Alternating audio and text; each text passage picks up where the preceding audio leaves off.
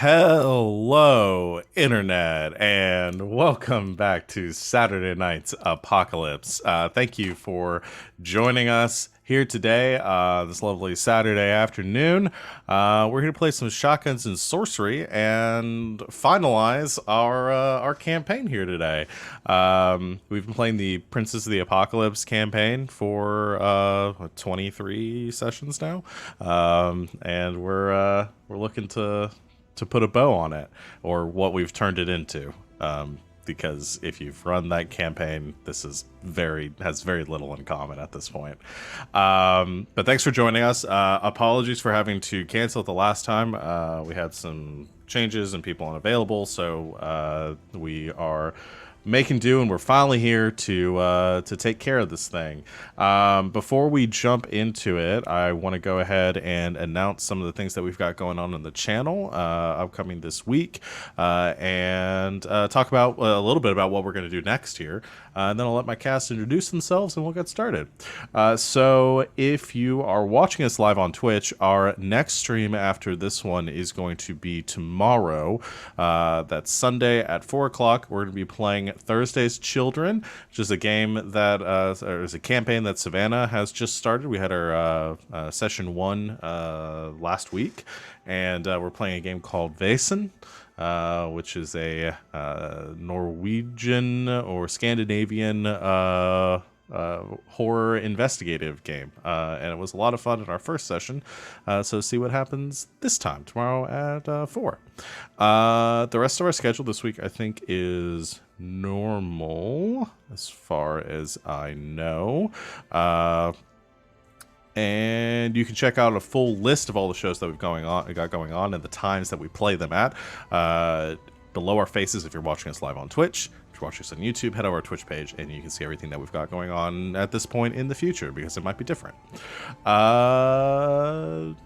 I think that's it as far as announcements go. So like I said, today is our finale. If you want to tune in next time, or if this is your first time watching and you're like, what the hell's going on, and you're not sure you want to stick around for a finale, you should stay. This will probably be wild. You'll probably enjoy it regardless. But if you really want to get in on the ground floor of a new show that we've got going on in 2 weeks, we will have the session 0 of our new Saturday Nights campaign, Saturday Nights Mistborn, where we're going to be playing the Mistborn RPG based on the Brandon Sanderson novels.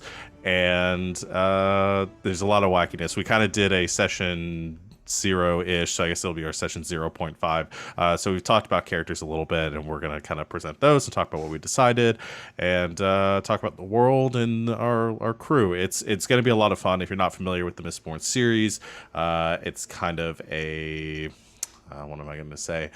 Dystopian fantasy crime thriller. Yes? Yeah. So they're going to be a group of I guess, rebels, renegades, criminals trying to eat the rich and fuck shit up in the process. So also a heist movie. It's also a heist movie. Separate genre. Some of us Yeah. will be quite literally eating the rich. Yep. Yeah, some of us. So come join us in 2 weeks for that. It's going to be a lot of fun. It's already weird. We haven't even started. Yeah. I think what else? Oh, and next week or next Saturday, sorry, we're going to be starting our session or our season 2 of Saturday Night Star Power, where we're doing our session 0 or a setup for converting over to Fate, or the Fate system. Which will be a lot of fun, something I've never run, like Mistborn, and learning all sorts of new systems and trying my best. I'm going to go ahead and let my... Oh, God, we got a loot drop already. I'll deal with that in a I'm second. approving it. I'm going to let my players here introduce themselves, talk about anything they've got going on, and who they're playing here today, starting with Savannah. That's me. Hi. I'm Savvy. I'm Savvy Seaworth on the internets. I'm only in 2 places on the internets right now. I've been gone for a week, but I'm back and I'm streaming again, and I'm really happy about it. You can find me here Thursday through Sundays. And then on Sunday nights, you can find me on twitch.tv/lbhackemup. But today, I am playing Theodosia, the stealthy elf rogue who fights with 2 weapons. That's me. Ryan.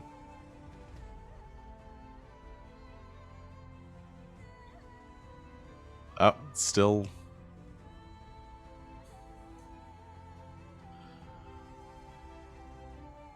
Okay, we'll go to someone else while I do an audio check on Ryan. Alex. Hello, I'm Alex. OMG, it's some guy on the internet. You can mostly find me here on GGK Tuesdays, Thursdays, and sometimes Saturdays. And in today's game, time's weird. I am playing Jazz, who is a perceptive warforged artificer who crafts unique items. RJ. I think we might have Ryan back. Oh, Ryan, you good? Yeah, I am. Okay. I just had to disable. I just had to disable voice mod from. Okay. Yeah, I am Ryan, super professional streamer right here, and currently this is where I am on Anywhere, and I'll be back here in 2 weeks, and that's it. But today I'm going to be playing a daring human paladin who performs feats of strength. Now RJ. Hey everybody, it's RJ. You can catch me at RJustice282 on Twitter and Twitch, where I tweet about the nerdy things in my life and sometimes stream with my friends. It's mostly been Valorant recently. I've did my placements and I'm not as bad as I thought I was. Hey! You can catch me on Mondays over at the Indoor Adventures channel in our homebrew campaign, where I play Calum, a Shatterkai wizard, who is planning to split himself in 2. Quite literally, like a soul thing. I made someone cry in chat. I'm proud. You can catch me here on Saturdays for both the Mistborn game and Star Power, which will be coming up soon. And finally, over at the Hype Goblins channel, Sunday morning, where I play Roland Granbrook, a sorcerer cleric who... They're going to rob a casino. That's it. Yeah. But tonight, Today, I'll be playing Yorha, who is a resourceful tiefling druid who invokes the elements. And Jake. Hi, I'm Jake. You can find me at over on Twitter at JakeBeck27. Today, I will be playing Shellac, who is a determined turtle monk who apparently I separate mind from body, but that's never come up. But whatever. They gave me a shotgun. That's what it should be. They gave me a shotgun. This is unfortunately going to be one of my last game as we sort of conclude out. So I won't be joining these fine folk in the Mistborn stuff coming up, but it does look very interesting and exciting. But so yay, go continue to watch stuff here. It's fun, neat. Okay, good. I'm gonna have a drink. And we will miss you dearly, Jake. And I am Val at the Kraken's Crown on Twitter and Twitch. I am exclusive here on GGK.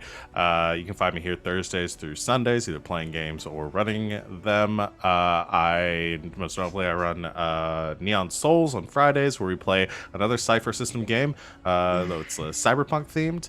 And then on Fridays, I run both, or on Saturdays, I run both of the Saturday Nights games. And yeah, that's pretty much it for me. Y'all ready to get started? Okie dokie.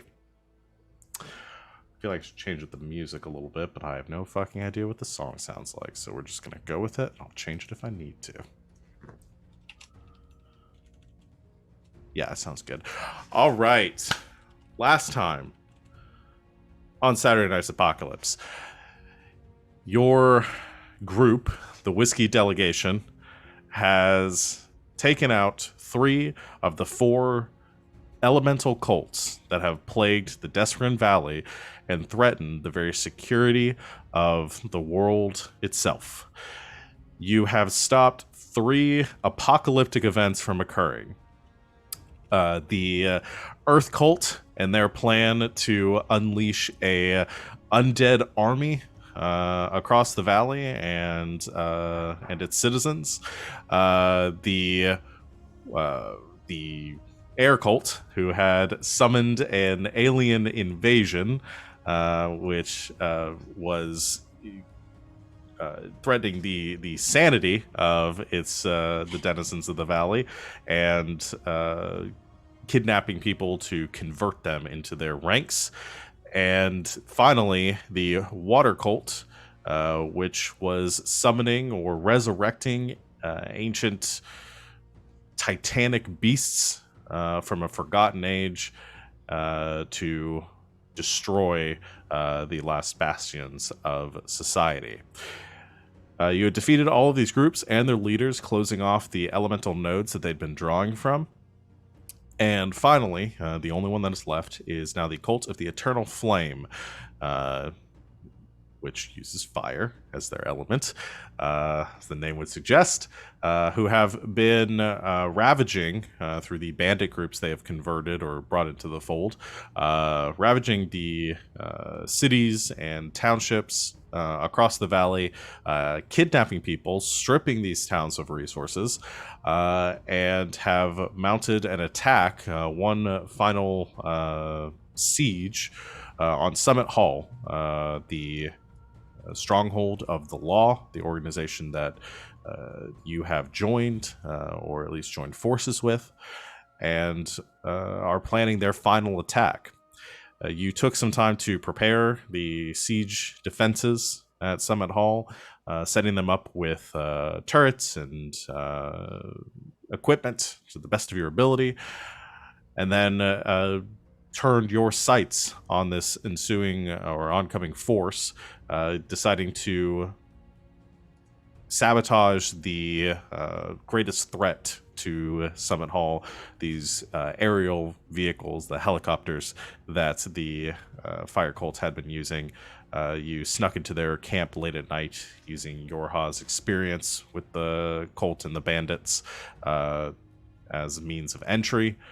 You disabled all of their whirlybirds and were able to escape without drawing too much attention, other than some strange, very tense conversation between Yorha and Jonah and the members of the cult that seem to recognize you. And you all loaded back up into Trucky McTruckface, your favorite vehicle, and headed towards Scarlet Moon Hall, which is the sort of headquarters of the fire cult and the seat of power for its leader, Vanifer. And that is where we are picking up today. You are all in your war vehicle, cutting across the wastes, up the hillsides and across the crags, leading up towards where Summit Hall rests. It is still very early in the morning. Dawn has not broken or threatened to break the horizon just yet. The only light being the few stars that managed to cut through the gloom and the haze up here in the valley, the dense dark cloud cover that has broken out here, and the headlights of the truck sort of breaking through this haze in front of you. Is there anything you want to talk about or do while you're on your way, or any planning you want to have before you see the hall itself? How long do we have? Because I'd like to pop at least the action and 10-minute short rest. I'm still pretty down. Oh, you definitely have that much time. I think it's probably about maybe an hour or 2 hour drive. I'll also, the amulet defense I have, and we have oil of resistance. You do, yeah. I think you made a couple of uses of that. It seems strange to oil yourself up before you face people who throw fire. So it is fire resistance oil. Okay. I'm imagining it's like the stuff stunt people use. It's the fire gel. like Vaseline, sort of looking stuff. Yeah.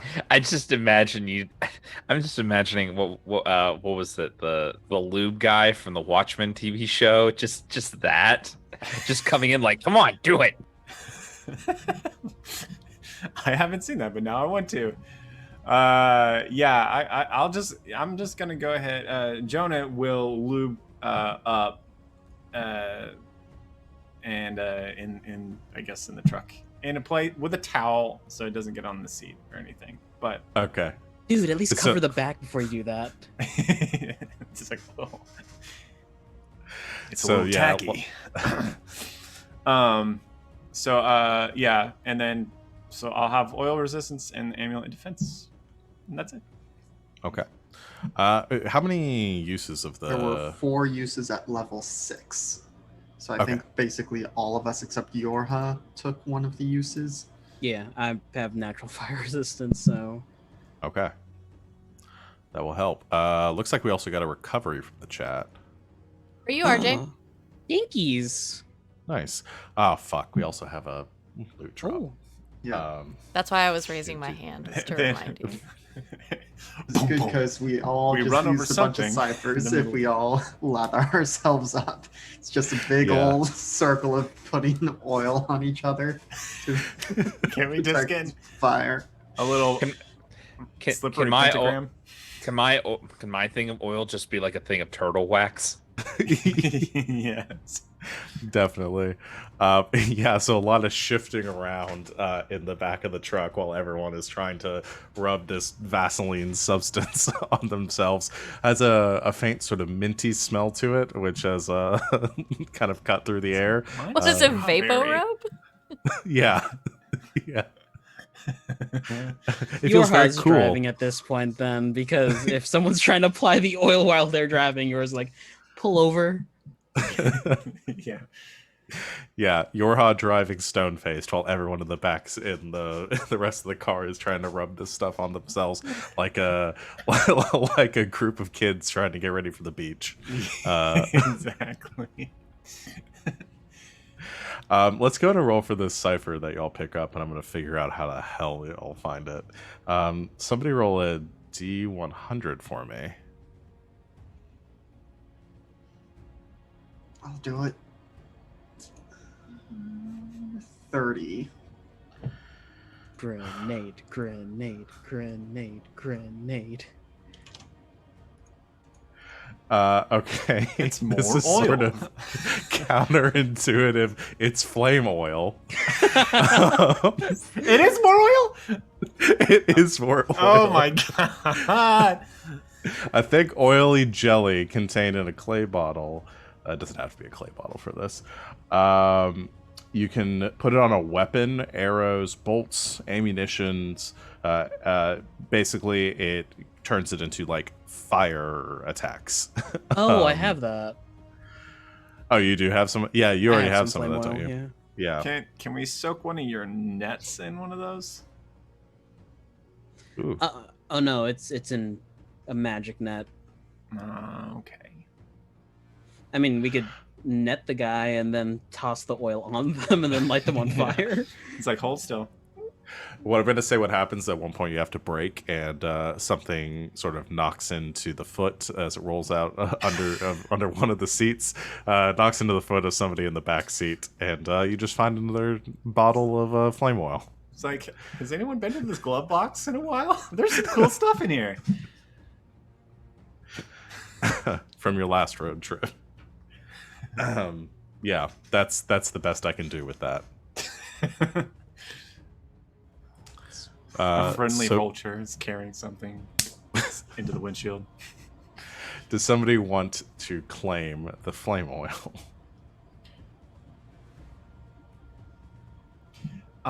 Okay, yeah. I'll do You it. want to take it? Okay. Yeah. I might put it over my oil that can just run through on fire.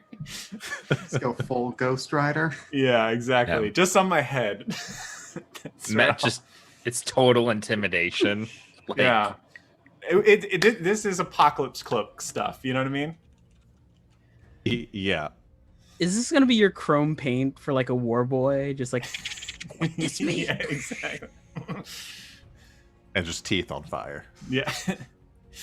I didn't put the oil in my mouth though. Oh no. Okay, I was gonna waffle for a bit longer, but let's go. Okay. So unless there's anything else. I do think there is some tactical concerns that Jazz would bring up, mostly directed at Yorha, but I'm not sure if this is something Yorha would even know. So if we just pass the main forces of the Fire Cults group, and yes, they have made use of a lot of enslaved villagers, what can we expect at Scarlet Moon Hall? What sort of force will be there? How many soldiers does Vanifer keep on hand? Have I ever been to Scarlet Moon Hall, Val? What do you think? Oh yeah. It's probably been a bit since you've been there, maybe a month or two. It is actually an old like temple that was originally like had been sort of co-opted for like druidic rituals. They would do druids, as they were like worshiping like fire spirits and things of that nature, would have offerings and do like sacramental rites and stuff at the temple. You know that the cult, when Vanifer came in, sort of retrofitted it for some more, I guess, tactical or military purposes. Killed off a lot of the druids or chased the ones out that would not join them, and sort of bolstered its defenses. So the actual temple itself had kind of been turned into almost like a factory, and very few people were allowed inside other than Vanifer's like elite guard and some of her researchers. You would know that the bulk of the forces, though they might be sent for this attack, there was probably a contingent of soldiers that are there for backup. But as far as like defense systems or things like that, I don't think, they, as far as you know, they wouldn't really have anything like that because nobody has really ever been stupid enough to attack them head on, because it's a large group of very nasty bandits that have joined up. I'll relay that info to Jazz. Whatever they're making with all the scrap metal, it's probably going to be in there as well. So expect a force.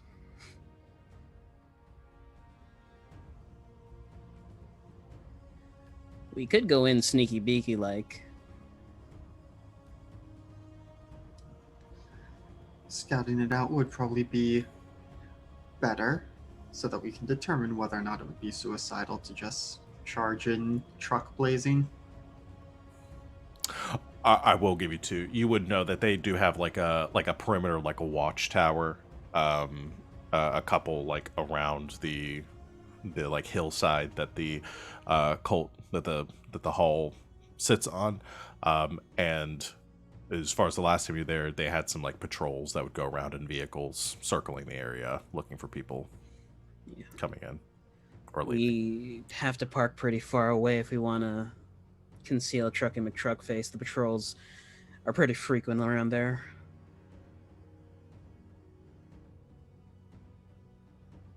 And there's also the watchtowers to consider. I think they're mostly on the main roads, though.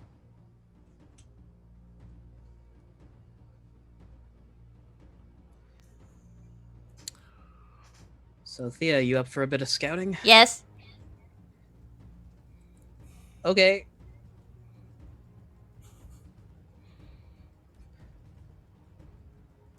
What? It's like my whole thing.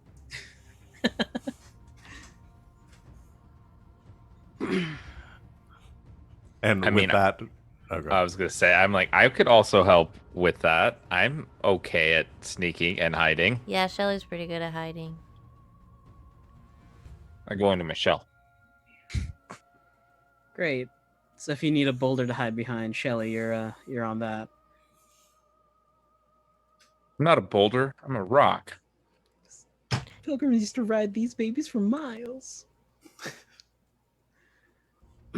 Sorry, something took over me there for a second. Yeah. As you're wrapping up this conversation, like formulating a plan, I'll go and say you crest a ridge that is within sort of viewing distance of the hall, kind of cutting off the headlights of the truck as you come over at Yorha's warning, and you can see the structure for itself. So this way, your planning and stuff doesn't have to be all theoretical right now. You see the ridge itself. It dips down, and the hall itself rests on a larger hill in this collection across the valley. All trees and any sort of vegetation has been cleared away. It's just a sort of a barren hillside with the stone structure resting at the top, or what was once mostly stone of the hall has since been outfitted and kind of reinforced with metal surfaces on almost every side. And actually there are these large like exhaust vents that are coming up from the hall at places where they have broken or torn away the roof. Several 40 or 50 foot tall pillars spewing black smoke out into the sky, which seems to be accounting for a lot of the haze and the smog in this area.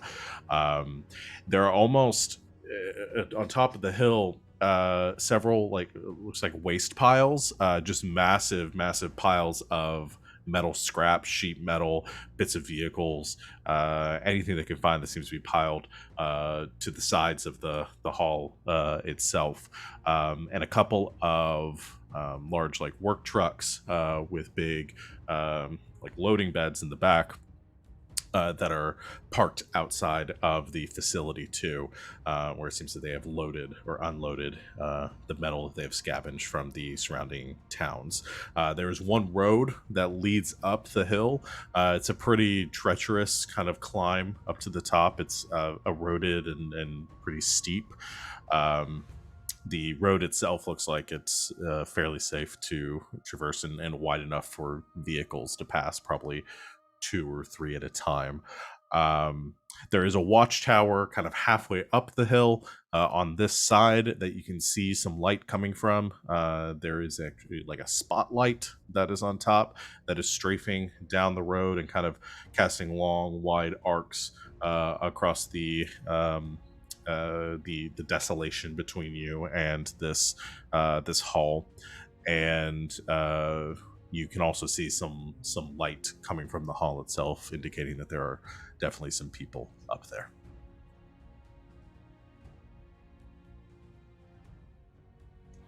All right. It's going to be a bit of a run if you're going to get close to the compound. No Man's Land is about several miles, so patrols and the watchtower might catch you between here and there. How do I catch them first? Fair. Jazzy, Jonah, let's see what we can do about disabling the closest watchtower so that Shelly and Thea can get close.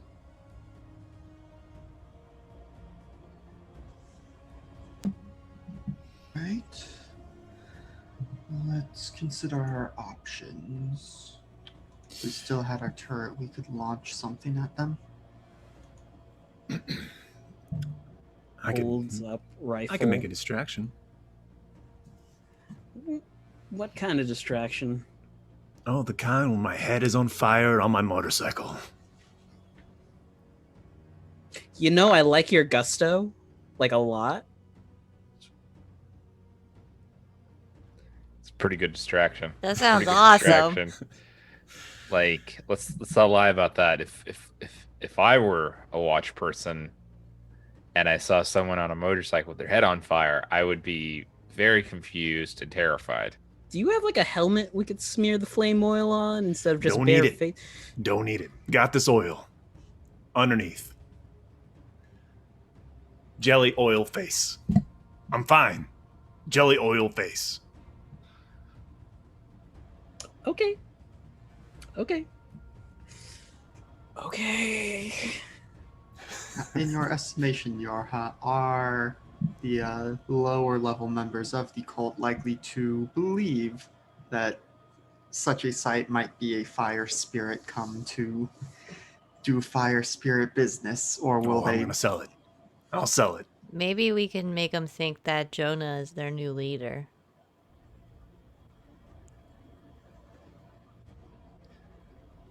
I've heard worse plans before.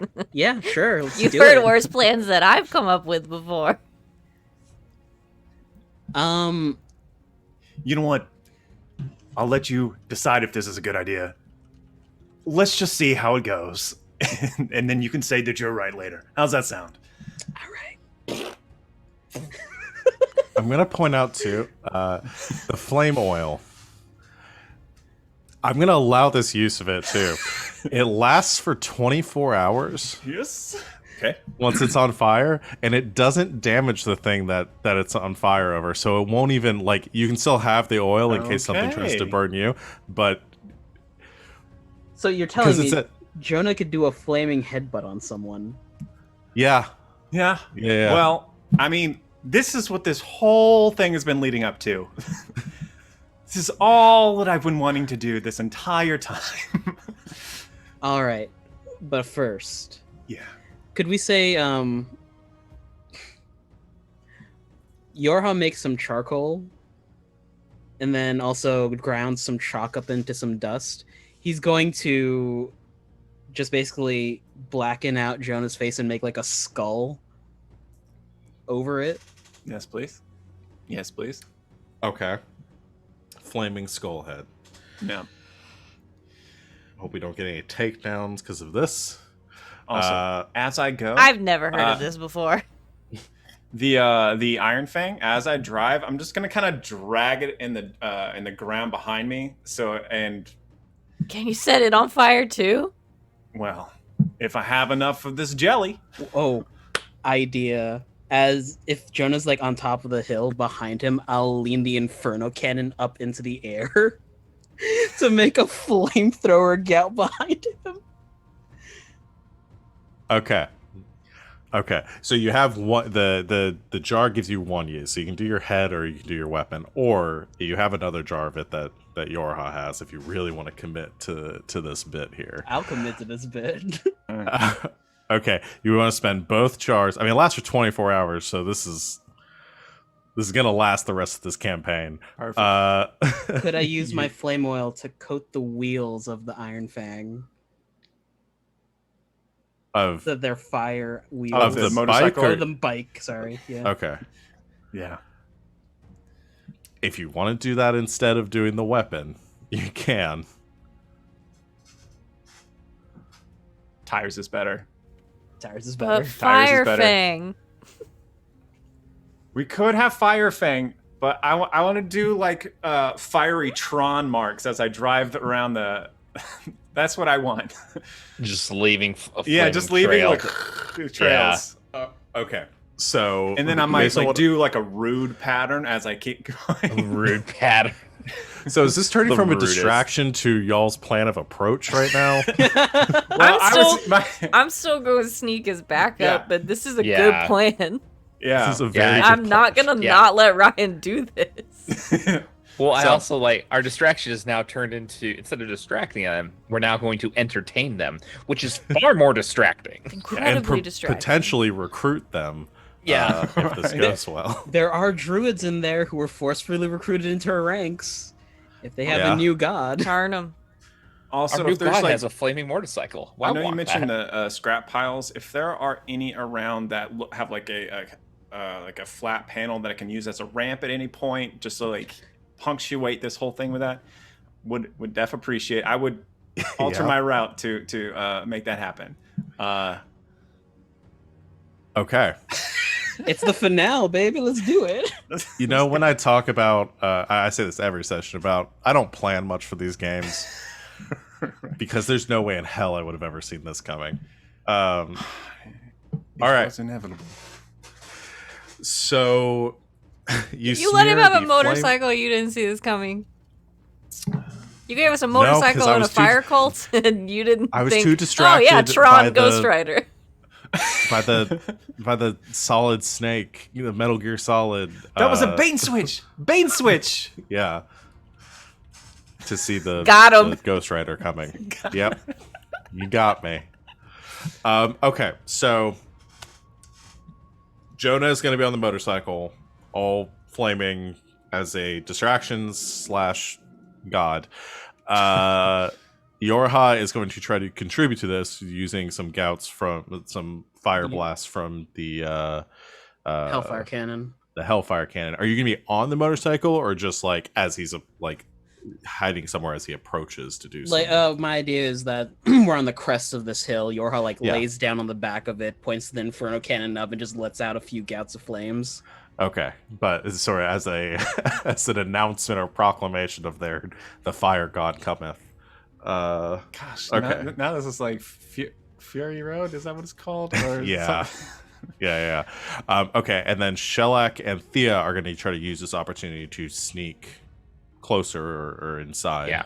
Yeah. Jazz, is there anything? Where do you want to be in all this mess? I'm imagining after Yorha lets out the gouts of flames, get them back in the truck, and the two of us will drive up following after Jonah and, probably attempt to at least shoot out the spotlight. Okay. All right. This is our most extreme plan. Yeah, this is pretty extreme, and I love This is it. extreme. This is with a an good plan. with just an X. Yeah. More or less extreme than yeeting yourselves onto the top of Godzilla.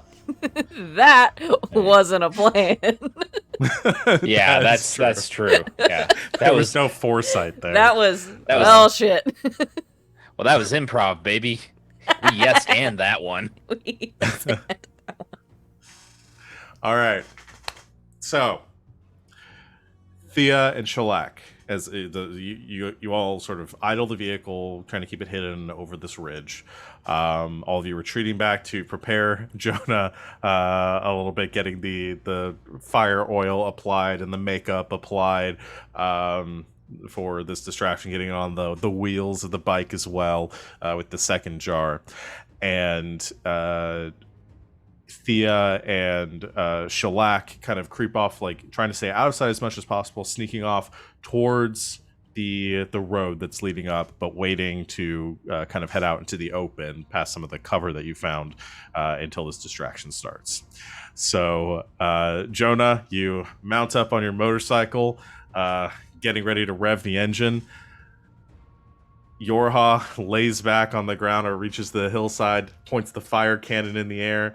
I'm debating whether I want to count this as a use of your Hellfire cannon and make you roll to see if it exhausts or not. I'm going to say no, because, again, this is just cool. Okay, Yorha lets out a spray of flame, which kind of arcs through the air, lighting up the top of this hillside. And you immediately see the watchtower spotlight kind of begin to crisscross or zigzag up towards the hilltop where this fire's emerged. Jonah, you rev the engine at the same time igniting the fire, and as Jonah zooms over the hilltop underneath this arc of flame, his head ignites on fire, the skull design underneath, the wheels of his motorcycle roaring in flame as well, leaving behind a fiery smoke trail behind as he comes just screaming down this hill towards the watchtower. So what I want to roll here to see how this turns out is we're going to roll the distraction first, and depending on how that goes, we'll see how the sneaking will be affected. So Jonah, this is going to be kind of like intimidation. I guess we're going to do this as, I guess this would be an intellect task. Oh, good. Yeah, I can't think of how strength or dexterity Yeah. would play It's here. pretty Yeah, fucking sure. mighty. Or, This yeah, is so a how might or speed? Sorry. Mighty intense distraction, I would say. There's might, speed. I think intellect is probably the thing that's least used. Yeah, but let's go. But I'm good let's go with rolling might. into like. Oh, you want Let's to go with might here. Okay. I'll let you do might. I think might also works. So we'll go. This is gonna be a might task. Okay. I'm gonna put the difficulty at. Let me look at this. God, I haven't used any of these assets in so long. All right, here's the task chart. Show party. Okay. Considering this is kind of stacking a little bit, I'm setting this difficulty at what I consider to be like you recruiting, like going so far as to put them into like a state of awe and convincing them that you're some sort of godlike being or you know, fire spirit or something along those lines. So I'm going to put it at a 7 for that. Okay. Cool. The difficulty of it being a distraction, I'm going to say is probably about a 4. Cool. Here. So Perfect. the actions of Yorha are going to count as an asset. Okay. So that'll bring it down by 1. And I'm also, you get 2 assets for any check, and I'm going to say that the fire is also providing you an asset here. So that's bringing it down to your second asset. Let's bring it down 2. Do you have any training or skills or anything that you can apply here? Not, I don't know, survivalist and mechanic, so not really 1-to-1 there. No, yeah. Okay. Let's see. Nothing really that I see. That works. So you can also spend some effort if you want to. Yeah, I'd like think... to spend some effort. I can spend 2, I think that means. No. Why spend 1 effort? You have an edge of 2. I have an edge of 2. Efforts. You have an effort of 1 still. Okay. Well, I haven't leveled up. I don't know if I should have or not, but I only have 1. Okay. Cool. So you can spend 1 level effort. effort. You just have to spend 1 from your might pool in order to do that because your edge is 2. Cool. So that'll be it down. That's a 3rd drop. So that brings the highest difficulty down to a 4. You need a 1 to succeed on the distraction. Cool.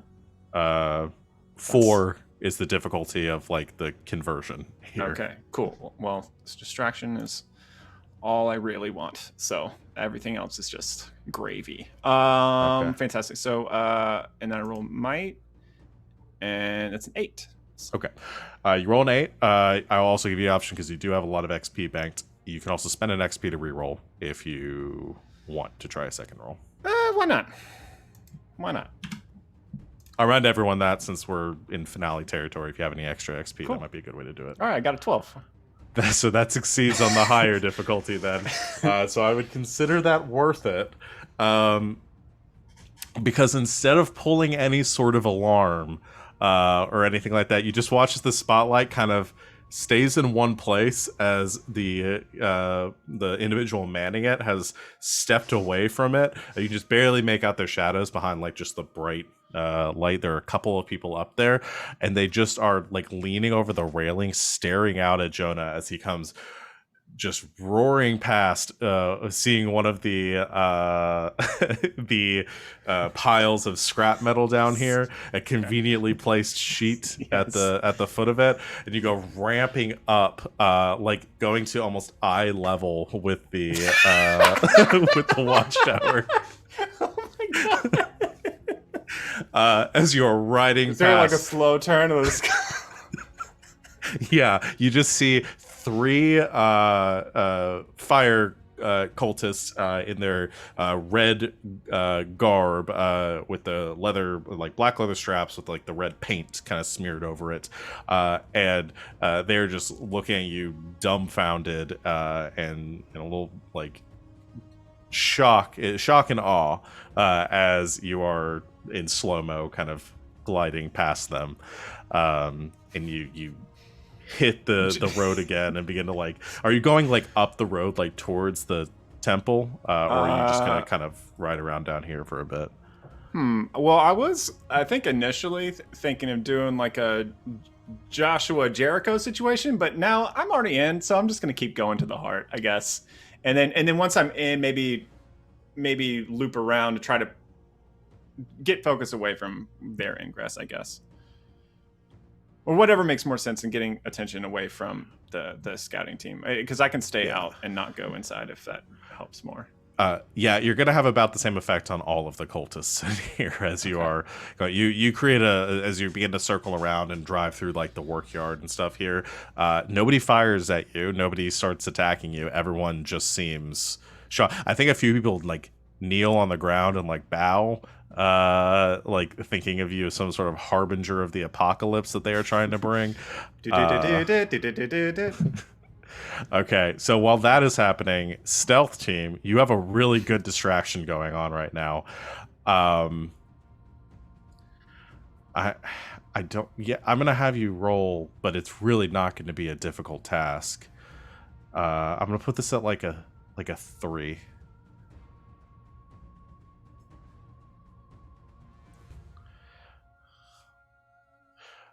So if you have any training in stealth, that'll reduce it. Or hiding or whatever the... Yeah, I have training in hiding and sneaking. Okay. I'm And then also specialized now. Oh, nice. Ooh, Okay, fancy. so that puts it at a 1 for Thea and a 2 for Shellac. What are we roll? Is this speed defense? Yeah, this will be, or not speed defense. It's just Speed. It's gonna be a speed task. Yeah. Okay. I have an edge and 2. I'm gonna use what? 2 points and bring it down to a 1. You only have to spend 1 point because you have if you have 2 edge and speed, then Okay. it's 3 to use effort minus whatever your edge is. Okay. Okay. Cool. I'm gonna spend a all point right. and do it for free. Okay. Yeah, I'm gonna bring it down to the 1. Okay. So I just need Shellac to roll then.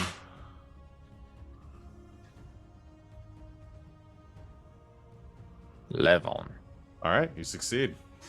Both of you finding it very easy to avoid detection, avoid the spotlight, as it is not moving. Nobody seems to be paying attention to you as you creep up the hill. From your vantage point, Jazz and Yorha, you see the success of your plan. You can watch Thea and Shellac begin to creep up the hillside, reaching the main gates to the compound, and heading towards the building as Jonah is pulling attention of almost every cultist remaining here in his display. So the two of you, what do you want to do? I think for the time being, we hunker down in the car.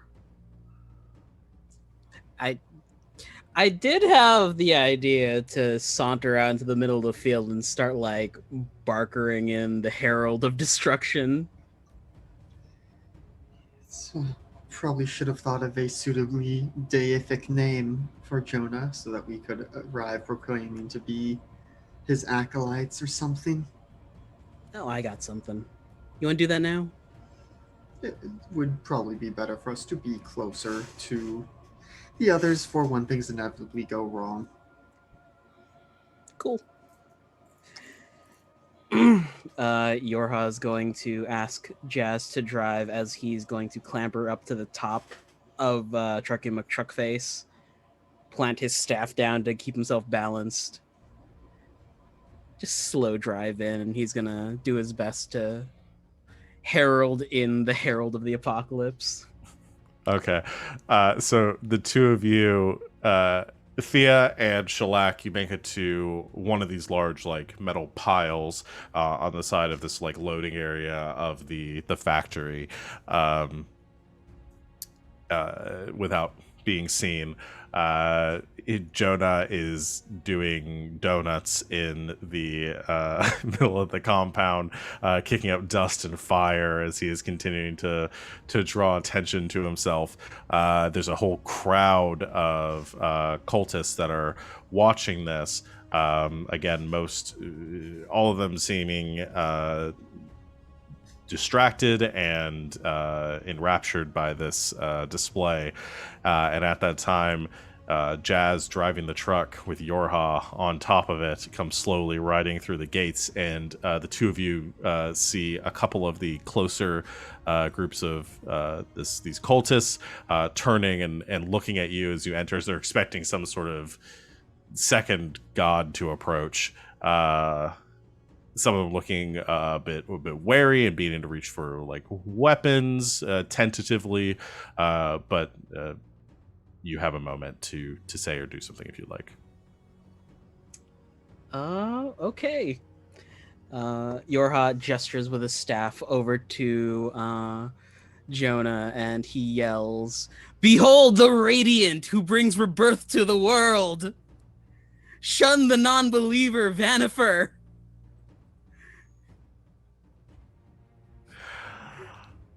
Okay.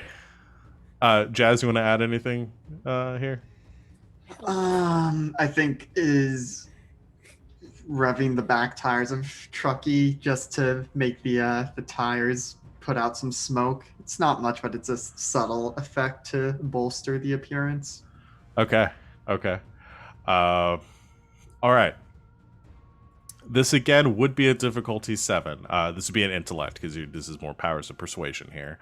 I'm going to give you the asset for what in return for what Jonah is doing, and then what Jazz is doing also gives another asset, so that'll put it to a 5.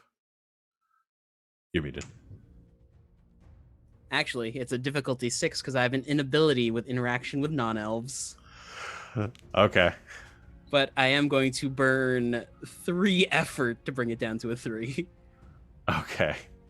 So that's 1, 2, 3. Okay. Don't fuck me. 17. Nice. Good roll.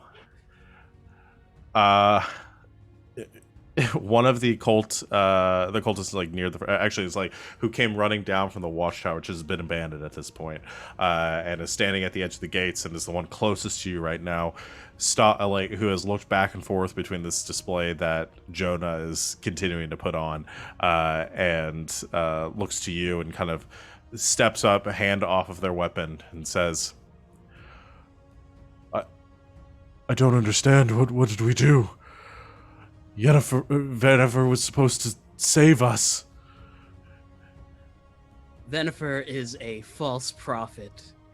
She has brought the wrath of the Radiant down upon you. Repent. Yes, we will immediately.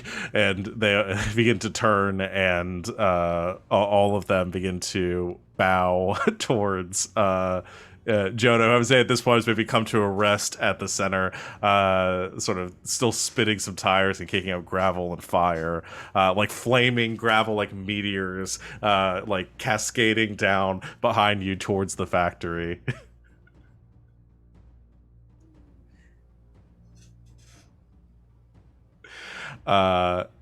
Any like so everyone, all of the cultists begin to like again supplicate themselves and bow to their new god. I think all I do is like remove my cigar and like light it on my head, and then like it's like smoking it. I'm like, well, this is going on. I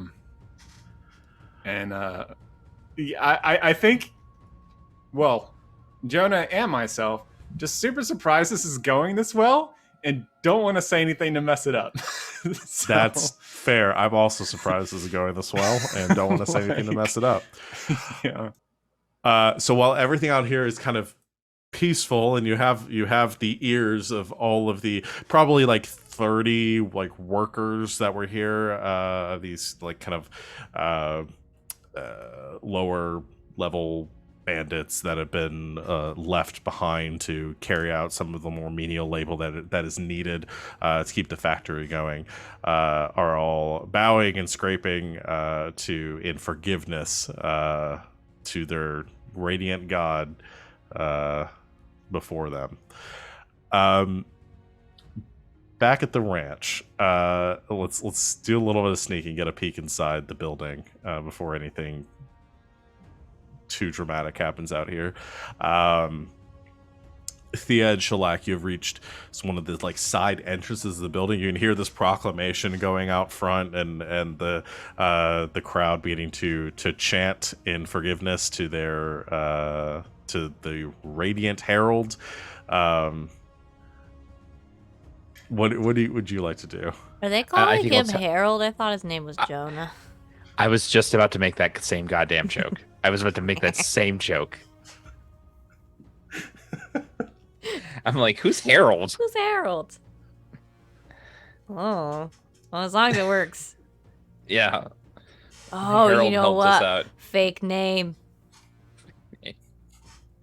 The Radiant Herald.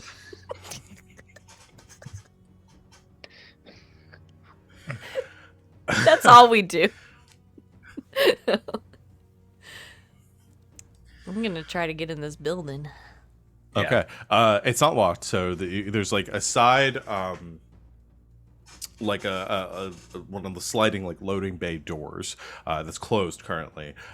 You're able to kind of slide it up enough for the two of you to slink under, and as it stays open behind you as you slide inside, and there is it's a stone floor with sheets of metal that have been bolted in places to cover up like cracks in the stone and some uneven areas.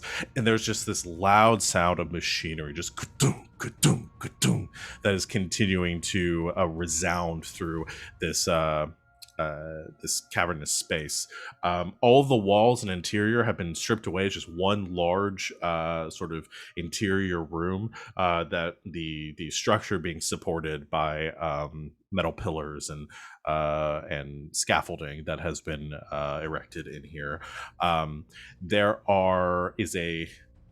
Well, you notice a couple things. So there are several large machines that are processing the metal, and like a conveyor belt that is moving it along to a series of these machines. Some of them hammering it down, kind of breaking it apart until it moves to the center of the room, where there is a enormous black furnace. Which is just radiating this incredible heat to it, far hotter than anything you've ever experienced. I think the only reason that you are feeling comfortable in here in this ambient space is that in the ambient heat is this fire resistant gel that you have applied on yourself. Otherwise, you feel like you would be taking some damage, and you would be more than just a little uncomfortable in here. From where the where the metal is being kind of fed into this furnace, you see liquid metal pouring out into a large vat that is just off the center of the room from where this furnace is. And the metal itself is that's coming out and sitting in this vat that is half sunken into the floor. You're at a slight elevation, so you can see it from where you're at, as the floor in the center of this building has kind of been dug out and dipped down to accommodate for a lower ceiling. The metal seems to be almost like moving on its own, more than just like the ripples of the new metal being poured into it. The whole vat is sort of gyrating and shifting in this unnatural way, like the metal itself is alive. Over all of this heat and everything, and the sound and everything moving, on the other side of the building, you hear noise. You hear crying and whimpering and pleading of a large group of prisoners that are being kept in cages on the other side of the room. And you watch as there are some other cultists in here that are sort of stoically and robotically almost going about their work as they move over to these cages. And they pull out a man from inside, walk him over to another conveyor belt on this side that isn't carrying any metal, but has a series of sort of like clamps on it. pushes him against the conveyor and clamps him down to the conveyor belt itself. And you're watching him. They are slowly, one at a time, pulling people out from there, and they're moving along this conveyor belt to where this vat of living metal is at the center of the room. And as they reach the center where the metal is, there's a trough or a pipe that comes out, and a small amount pours out and onto the man, and he cries out in pain that is immediately vanishes as the metal covers his entire body and almost seems to seep into his skin, at which point he immediately goes quiet. Then the conveyor continues to move to the other side of the room, where he is unclamped, and begins to very stoically and robotically, like the others, make his way to a different section of the building. Okay, I'm just gonna kind of make a call here and say we should do something about that. Yeah, that seems like a pretty good idea. Do we want to rescue the people, or do we want to destroy this thing?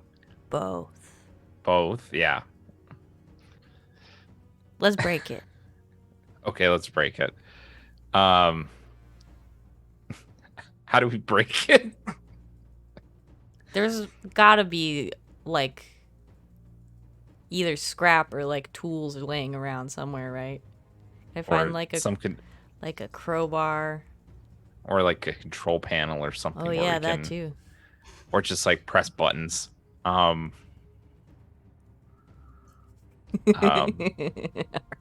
There is plan. there up near where like the furnace is, on like a higher level off like a catwalk where there's some stairs leading up to it, there seems to be some sort of like control room area that you can't really see. The windows are really smudged with like soot and you can't see inside of it, but you gather that's probably where the control center is for this operation here. There is also lots of scrap, gears and stuff for the conveyor. If you wanted to shut down the conveyor belt, like by breaking it or something, you could potentially try to do that. If you wanted to stop operations, you'll probably have to go up to the control room. Find something I can jam in the belts. Yeah. I think we'll start with that. Okay. You can find something easy enough. There's metal scrap lying around. It's making its way across the conveyor belts themselves. You can grab like a pole or something from one of the belts, if you'd like, and you want to try to force the machine to stop by breaking it. Yeah. All right. Who wants to make this roll? This is going to be a might roll. You strong? I'm pretty strong. Got any strong things? Let's see. He might.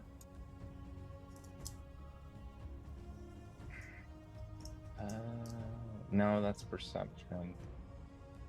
No, that wouldn't work. I have a lot of might, so I know that would be okay. Go for it. I mean, Alright, I'll so I'm try to gonna- help. Mm-hmm. Can use Can I try D to as help? an asset. Okay. Yeah. You can, Thea, you can provide an asset for this. I'm going to put this at a 5 for just stopping the belts. So with Thea as an asset, that brings it down to a 4. Mm-hmm. You said you don't have any training or anything in this. Yeah, nothing that feels applicable. Okay. You want to spend some effort on it? Yeah, let's go ahead and spend some. I have an edge of 2 in might, so Okay. If you want to do 2 levels of effort, then it would be 3 points total from your pool. all right. Yeah, let's do that. All right, we'll go ahead and bring it down. Use them 3 points. So what is it at now? A 3? A 2. A 2. Okay. Yeah, that'd be fine. We'll do that. Okay. Just need a 6 or higher. That's a 13. Nice. All right. Yeah. So Thea, with her experience in sort of thieving and lockpicking, having like a basic understanding of mechanics, helps you find a good spot where it seems like some of the more vital gears for propelling this machine forward are located. You take so leaving you with just the attack of the brute force needed to jam this crowbar into these gears. You take it, swing back, and shove the metal bar in between the collection of gears and machinery. That seems to be driving this belt forward.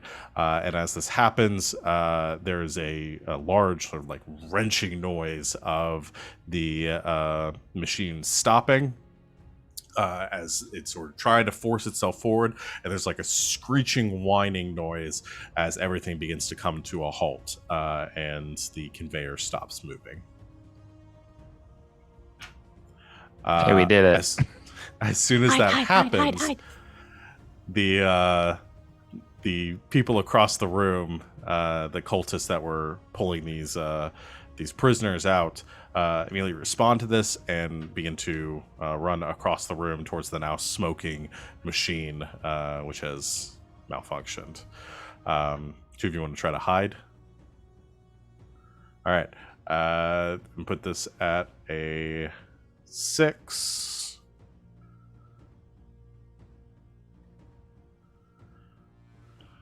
I know one of you specialize, one is trained. This is going to be a speed task, so you can reduce it with your training, and then do some effort if you'd like. Okay. Just tell me what you reduce it down to. I'm reducing it at to the a end. 2. Okay. I'm going to reduce it to a 3. Because I have training in hiding and sneaking. And then just going to use some speed points to bring it down to a 3. Okay. Okay, I rolled a 15. Nice. You succeed. Rolled a 3. Oh no. So that'll be a fail unless you want to re-roll it. Yeah, I'll go ahead and lose one of the experience and re-roll it. Okay. 13. All right. 13. Hey. You succeed.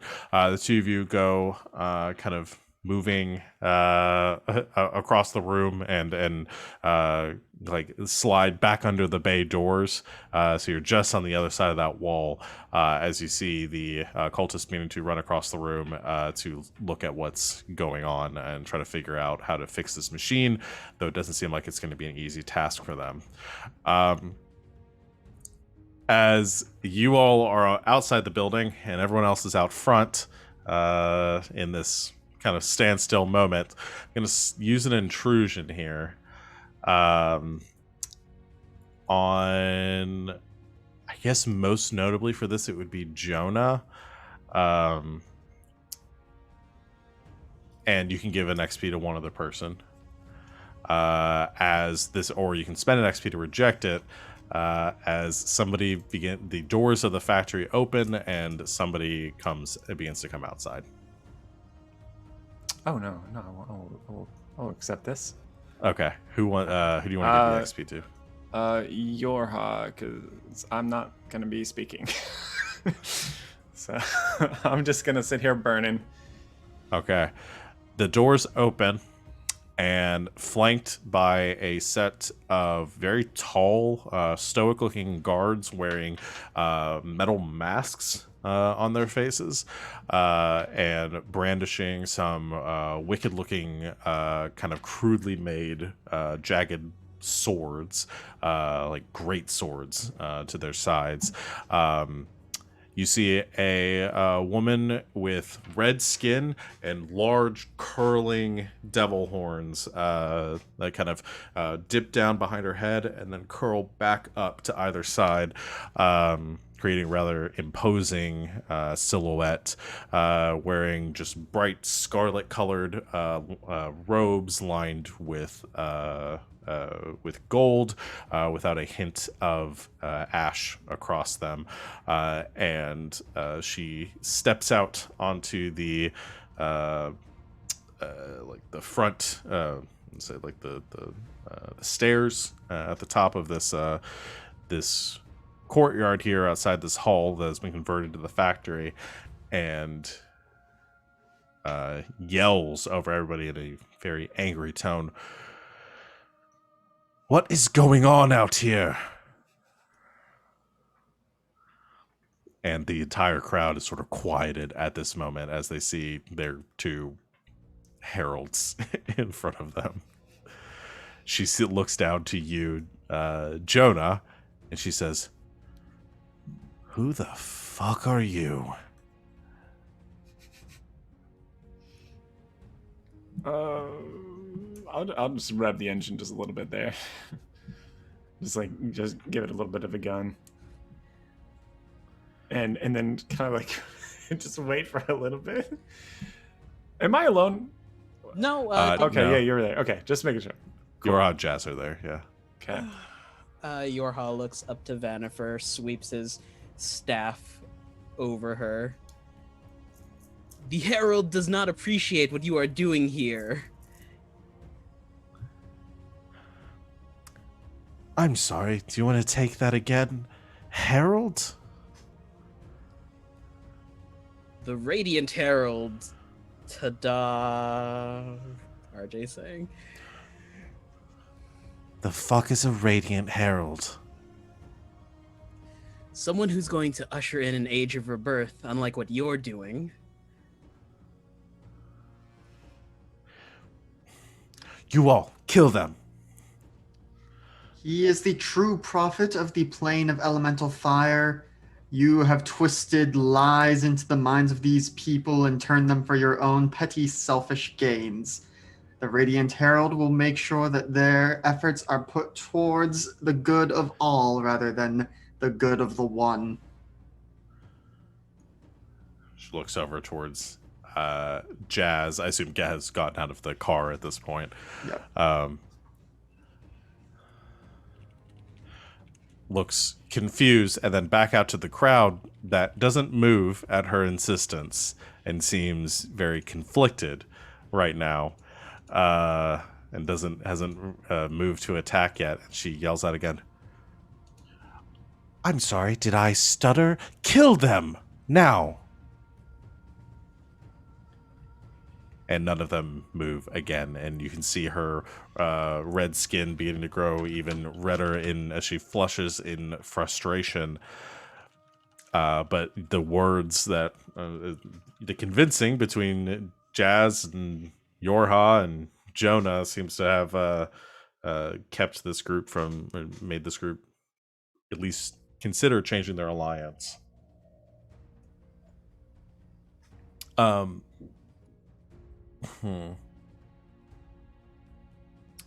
I think with what Jazz and Yorha said, I do want to give you all a chance to maybe try to push it with the words that you've spoken so far. So I will allow one more check based on what both of you said. Whoever wants to take point or make the roll is allowed to. I guess it should probably be me because I'm not going to have the inability that Yorha has. Could I add as an asset the promise of coconuts with tiny umbrellas in them? No, but your words before I think were already good enough, so I'll allow it. But they're intrigued by the prospect of coconut drinks. Okay, so this will be. Wait, are we gonna try to lead them to Fire Island? What's happening? Yeah. I think this will be another. We're gonna put this at another. Do I want to bump this up to an 8? This is a really tough one.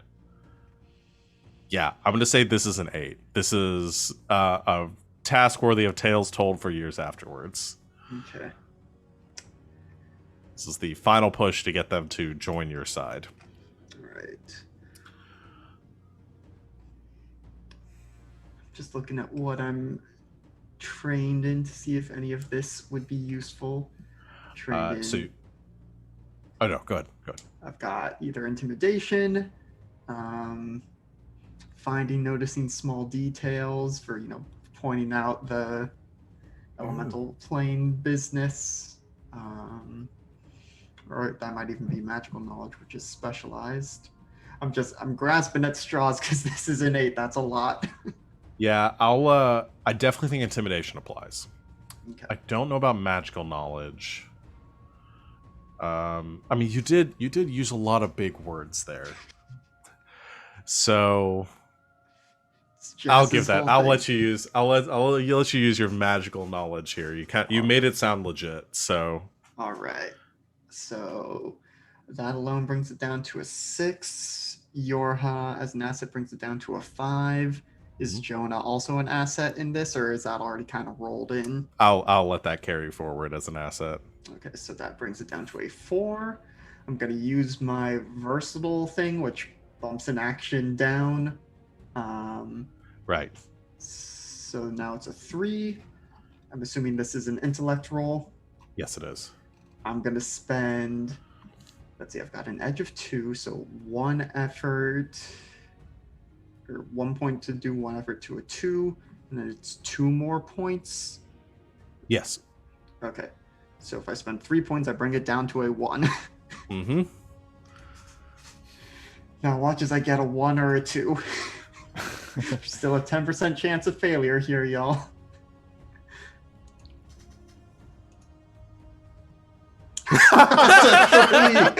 Which is what we need, but still. Oh my god, you just barely scraped by on that. Yes. I love it. Yes. So there's a moment as everyone as both forces have sort of presented their arguments, and Vanifer sort of relying on her already established authority here, expecting them to bow to her will. Jazz and Yorha continuing their charade while Jonah is continuing to rev the engine and look menacing, and suddenly everyone in the crowd, or like one at a time at first and then all together, they all stand from their positions, and then they all turn to the steps, and you see them begin to pull out their blades and knives and weapons, and and one of them at the front says, "For the Radiant Herald." And the others go, "For the Radiant Herald, a dawning of a new age for the Radiant." They begin to chant and yell. Yorha slides into Trucky McTruckface, pops in an 8-track, and the Pina Colada song comes on at full blast. Okay. I'm sorry, 8-track? 8-track? I feel like if they can make Terminators, we can have an 8-track player in the truck. Yeah. Well, I'm not so much mad about like the technology of the time, but we're not advanced enough to have like cassettes. 8-tracks. I can't remember what were there cassettes or 8-tracks in Terminator. Surely, I mean Terminator 2 must have been cassettes Oh for yes, sure. the important remember plot cassettes. point that I should remember from Terminator. Yeah, I mean, Terminator probably cassettes. Terminator 2 definitely probably cassettes and CDs. Oh, okay. Yeah. All right. So, with that knowledge being sorted out, the mob begins to. We care a lot. I forget Charge. when we used to start talking. Sometimes. The mob charges towards the building as as why do I keep wanting to call her Yennefer? Vanifer. Too much Witcher. Begins to she flees back inside, shutting the door, leaving her 2 guards out there as they are overwhelmed by the ensuing mob. I'm gonna say Shellac and Thea, you two can see, like, have heard this and could have moved around to see this happen from where you were hiding around the building. But now you have a mob pressing up against the entrance, trying to, already having overwhelmed the 2 guards and subdued them. A few of the mob taking injuries in the process, but they're starting to bang against the door to try to push inside to get to her to appease their new god. The rest of you can reconvene outside at the back of this mess if there's something you guys want to come up with a plan. We just like going back away. No. If you like making love at midnight. Oh, hey.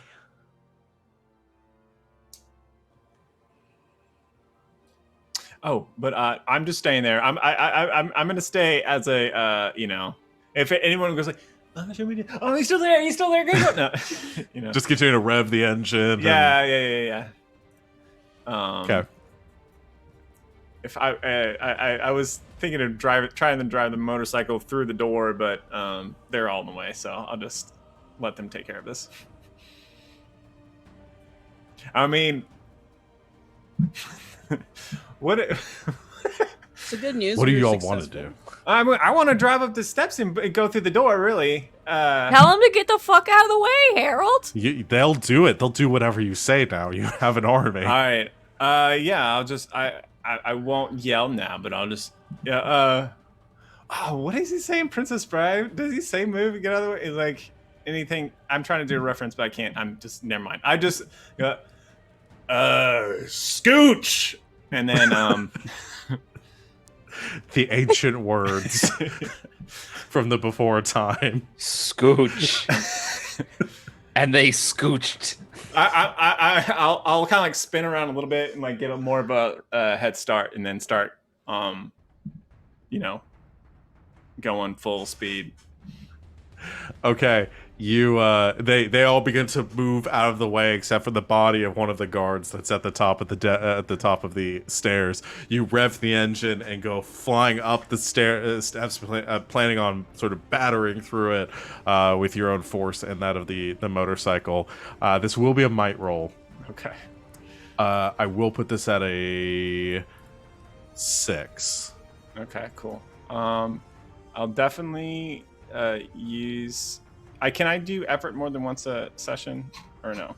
Yeah. You can use Okay. effort as long as you have points to spend. Cool.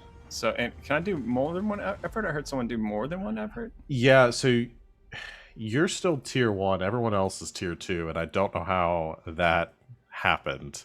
I was like every other session for a bit, and so okay. That there was probably leveling up at some point. Yeah. So those that are higher level would have more effort. Yeah. If they took that improvement. Cool. So I'm just going to I'll definitely use effort. I lost my sheet real quick. Oh, there it is. And versatile, does that also bring it down? Yeah. So what the versatile is the human ability that once per day equal to your tier. Yeah. So yeah, you could definitely use that Cool. if you want to do that here. So it's a 6. If you want to spend effort, you spend 1. You would only have to spend 1 point in might, and you can bring it down to a 5. Versatile, bring it down to a 4. Okay. I'll say your motorcycle counts as an asset for this roll. Okay. Bring it down to a 3. All right. That's more than I could ask for. So we'll do this. Roll. Okay. I got a 20. Shit. Okay. So you get a I got what are they called again? Major effect. Major effect here.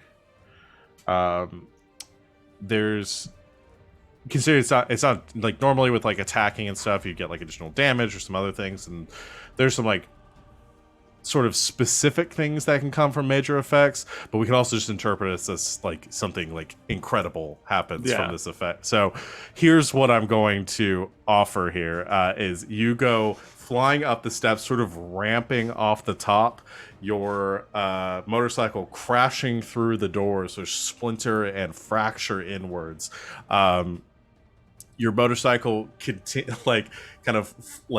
levels out and lands inside where the other guard is, just on the other like a couple smaller group of guards is here, like was waiting.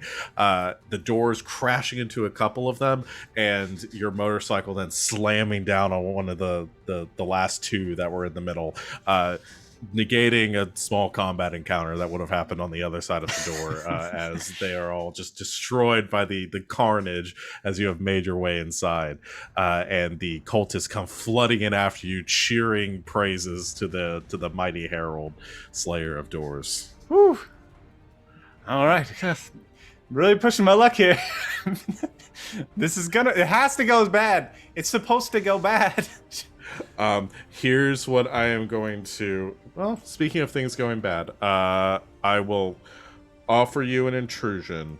That accept. though the guards. Okay. You get an XP and you can give an XP to someone else. All right. We'll do it for. We'll give one to Jazz for getting us to this point as well. Okay. There is a blast of fire as Vanifer, who is at the center of the room, just below this this vat of this living metal, and the forge behind her seems to almost draw upon the power and the heat of this forge and sends out a blast wave of heat as she screams in anger that carries through the room in a wave and crashes into you and the first group of the cultists that you have converted as you enter, and this blast of heat will deal some damage to you. I forget how the fire... The resistance, how that works? The resistance works. It's level 6. Oh, I actually don't have the rules here. And the Sorry. oil of resistance. So, effect, you have a chance for additional resistance to do directly damaging effects of all kinds, not just fire. If the level of the effect is less than or equal to the level of the cipher, you gain an additional defense roll to avoid it. On a Gotcha. successful defense roll, you treat the attack as if you'd succeeded on your regular defense roll. Okay, so if this were, I'm gonna inflict the damage because I'm not gonna put a defense roll on this. This is just This is just the ramifications of me using the intrusion. But that is good to know for if when an attack is made. So I'm just gonna say 3 points of damage, ambient fire damage to take you and this first group of cultists as they try to enter the room, and kind of like pushes them back, them being scared to enter. She's just continues out these heat waves from her. What does everybody else want to do outside as you are seeing this happen? Should we go help? Nope, there it goes, right in there. There's a bunch of prisoners in there. We should go free them. Yeah. Might be a good idea. All right. This is going great. Surprisingly, yeah. Creep back Far inside. better than statistics decree it should. Yeah. So what is everyone going to help the prisoners, like around to the side entrance, to go help the prisoners to avoid this main sort of choke point that everyone's going through? Yeah. Yeah. Yeah, and then try to get around the back Okay. behind her. Yeah. So Jonah, are you going to keep trying to push forward with with your army behind you? Yeah, I'll just keep stay in the vanguard and try to be encouraging in that sense. Okay. I just want to encourage everyone to be their best selves as we overthrow their former manager. So, yeah, as Jonah leads his first company retreat, the rest of you go around to the side entrance and moving through that loading door, you see the Vanifer is just a little bit ahead of you as you're coming in from her side, though she doesn't seem to notice you right now because her attention is focused on this group coming in through the main entrance. There's the furnace and this vat of metal that is directly between you and the other side of the building where all of the prisoners are. And then you have the control room up near the top. Shall I go attempt to discern the controls? Yeah. So Jazz is gonna head to the control room. Okay. So Jazz heads up the stairs to the control room. Thea, Yorha, and Shalak heading to free the prisoners? Mm-hmm. Okay. Yeah. the three of you make it across the room, kind of ducking underneath like this control area and behind the furnace, which again is giving off this like supernatural heat to it that you seem to be resisting a little bit because of your either natural immunity or your magical assets. You reach this these cage of prisoners, about like 20 or so in here right now. And they begin to clamor at the bars to for you to release them. So you begin. I'm not going to make a check for like trying to open the bars. You find the keys, or Thea lockpicks them to open them up, and you begin to like escort prisoners out of the room. Jazz, you head up the stairs to the control center, and you see like a panel with buttons and levers and knobs and everything to control all the functions of this factory. I guess tell me what you want to try to do, and then we will roll based on make an intellect roll to see if you can figure out how to do it. I mean, if there's a great big emergency shut-off button would be awesome, but maybe it's even because you had said before there was like a spigot dumping the liquid metal onto the people on the conveyor. Is there a way to move that and just douse Vanifer with the liquid metal? Yes. Potentially, yes. Yeah, we can see if we can figure that out. We're going to make this an intelligence roll. Mm-hmm. We're going to make this I think a 6. Okay. I think we'll say magical knowledge would apply here if you're going to... or no, you have knowledge machines too? I've got identifying device is specialized. Okay, yeah, that'll work. Okay. So that brings it down to a 4. And I can only make use of one of my skills, or if there are... Yeah, okay. only one skill per check. Okay. So that brings it down to a 4. I'll spend 1 from my intellect pool to bring it down to a 3. Yeah, I'll leave it at a 3. Okay. Right.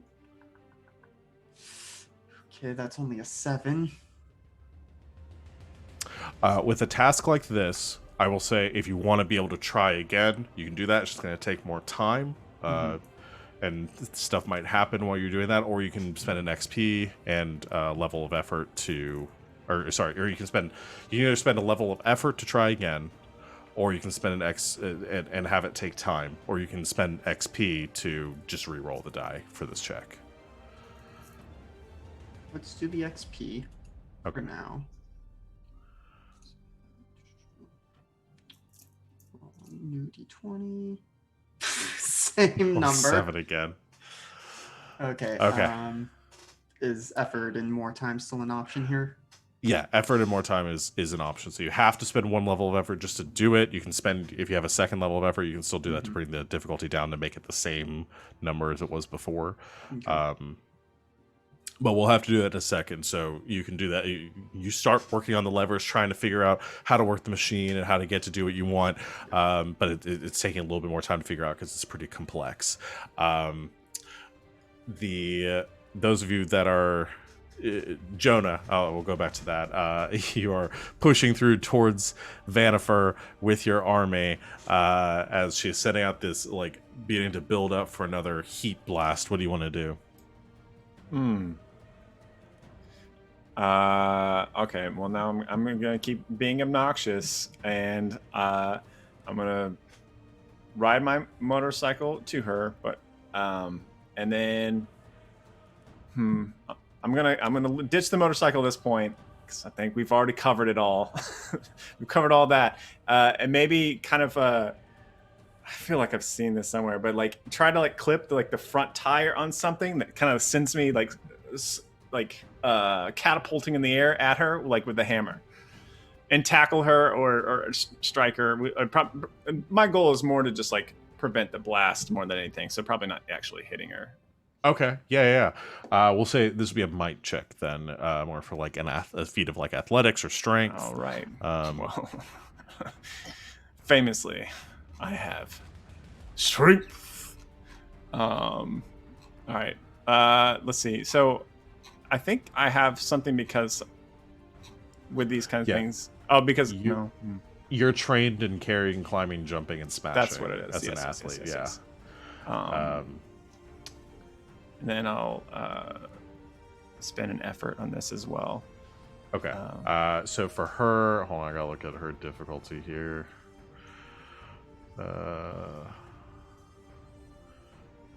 Okay, this can be a difficulty 6. All right.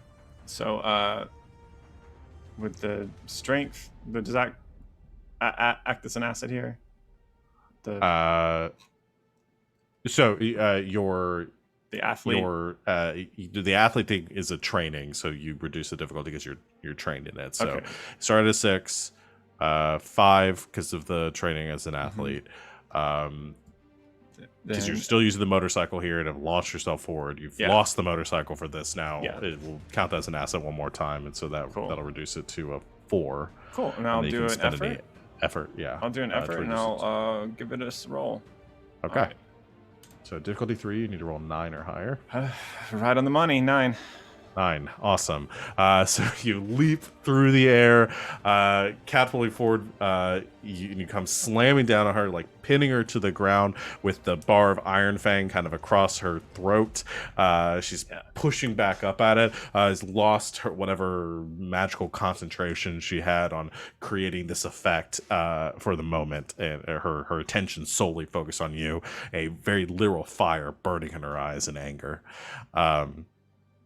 Those of you that are trying to get the prisoners out, I've been offered an intrusion, and I think I've been offered to Yorha I've been offered to Thea because she hasn't gotten an XP or an intrusion this game so far.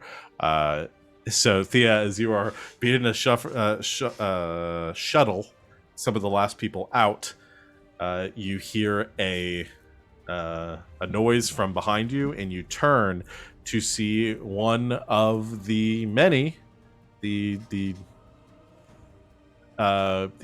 what's the word? The infamous Doctor's Gym has just rounded the corner and walks towards you, looking very normal, very like the classic vanilla gym, no scarring or anything like that.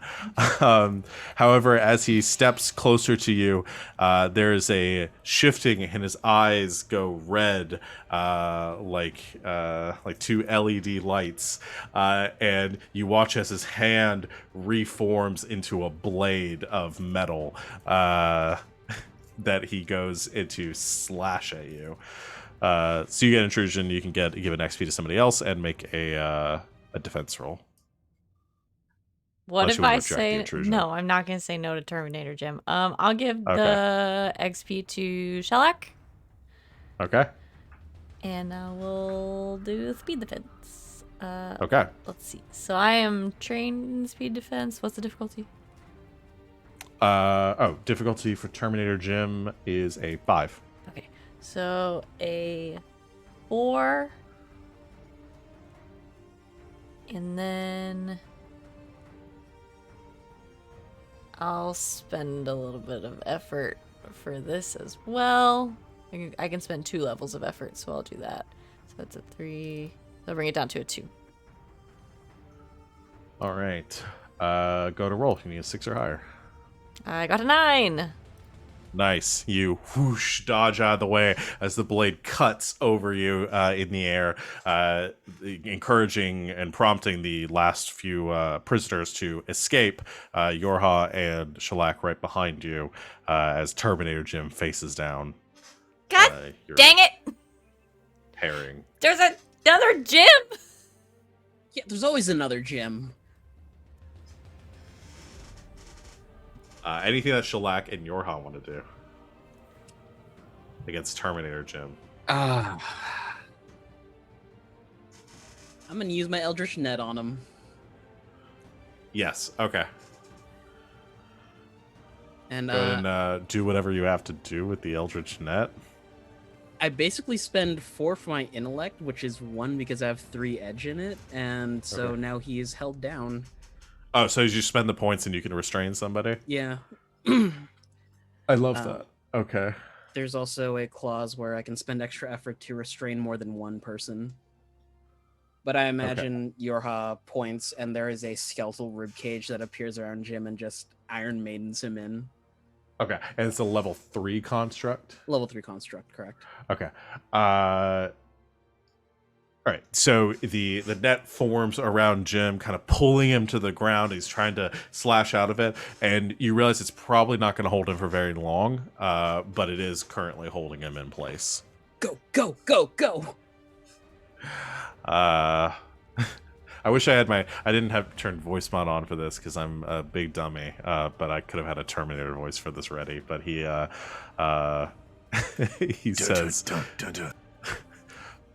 "You will not escape."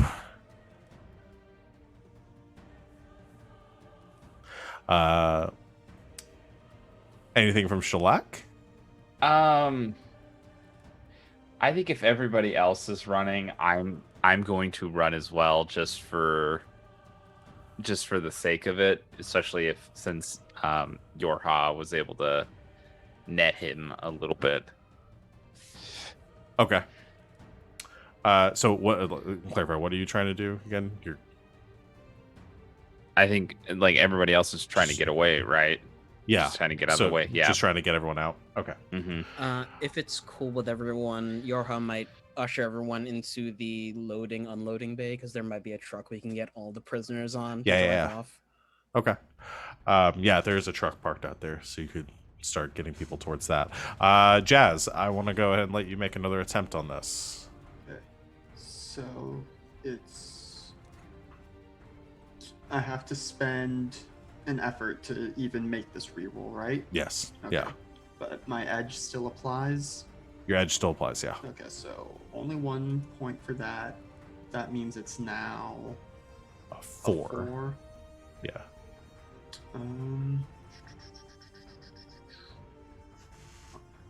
Spend the 2 more points to get it down to a 3 again. Okay. I will. You know what? I'll give you this too, because your goal is to pour this onto to Vanifer. Mm-hmm. She is now pinned to the ground by Jonah, so I will count that as a second asset. You're trying to figure out the controls, but as far as actually, you don't have to be quite so accurate with them now that she's being held in one place. Okay, so now it's down to a 2 for 6. All right, let's go. RNGesus. That's a 19. Nice. So that would be a minor effect too. Yeah. I will offer the minor effect of letting Jonah get out of the way. Yeah, I was gonna say just none of it gets on Jonah. So we can do that, or we can give me that Terminator moment. It's up to you. I kind of think it needs to happen this way. I think it makes sense because you got 2 heralds. It's going to be real awkward with the fire cult tomorrow when this thing wears off. I will allow this, and I will give you a different minor effect. That might actually be more more beneficial to you, as you get control of the system, and you begin to like vent the system, forcing a mass figuring out how to get the metal that is still in here to be sort of purged out of the vat that it's being held in the direction of Vanifer, and Jonah, from your position on top, sort of like pinning her down, you see her eyes go wide for a moment, and you look up over your shoulder just to see a gout of liquid metal come pouring down, crashing over the 2 of you, and they're obscured from sight. At that same moment, there's a right in front of you, Jazz, the furnace vents from the exertion and from like the purge that you put into it. And from that vent, you see inside the system there, inside this you see the core of this furnace is a shimmering ball of energy, very similar to the other nodes that you've seen before, that the other cults have drawn from, but that is sort of wreathed in fire. Gonna get on the our communication system and just say, well, the node is inside the furnace, so I may need some support as I attempt to dispel this.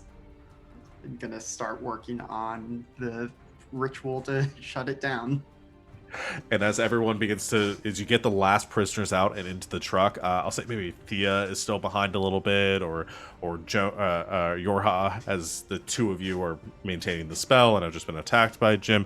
You watch as he turns his attention up to the controls, seeing the change to the machinery and the node being dispelled, or the node being exposed, and as he looks up in that direction, you see his body begin to shift into that same liquid metal again, and he begins to sort of pour through the gaps in the net to try to escape from it. He is a higher level than the net, so I'm going to say that he's using his action to move through it to escape for this turn. He's not going to be able to do anything else for a moment, as he sort of has to recorporealize. But he is gonna escape from the net.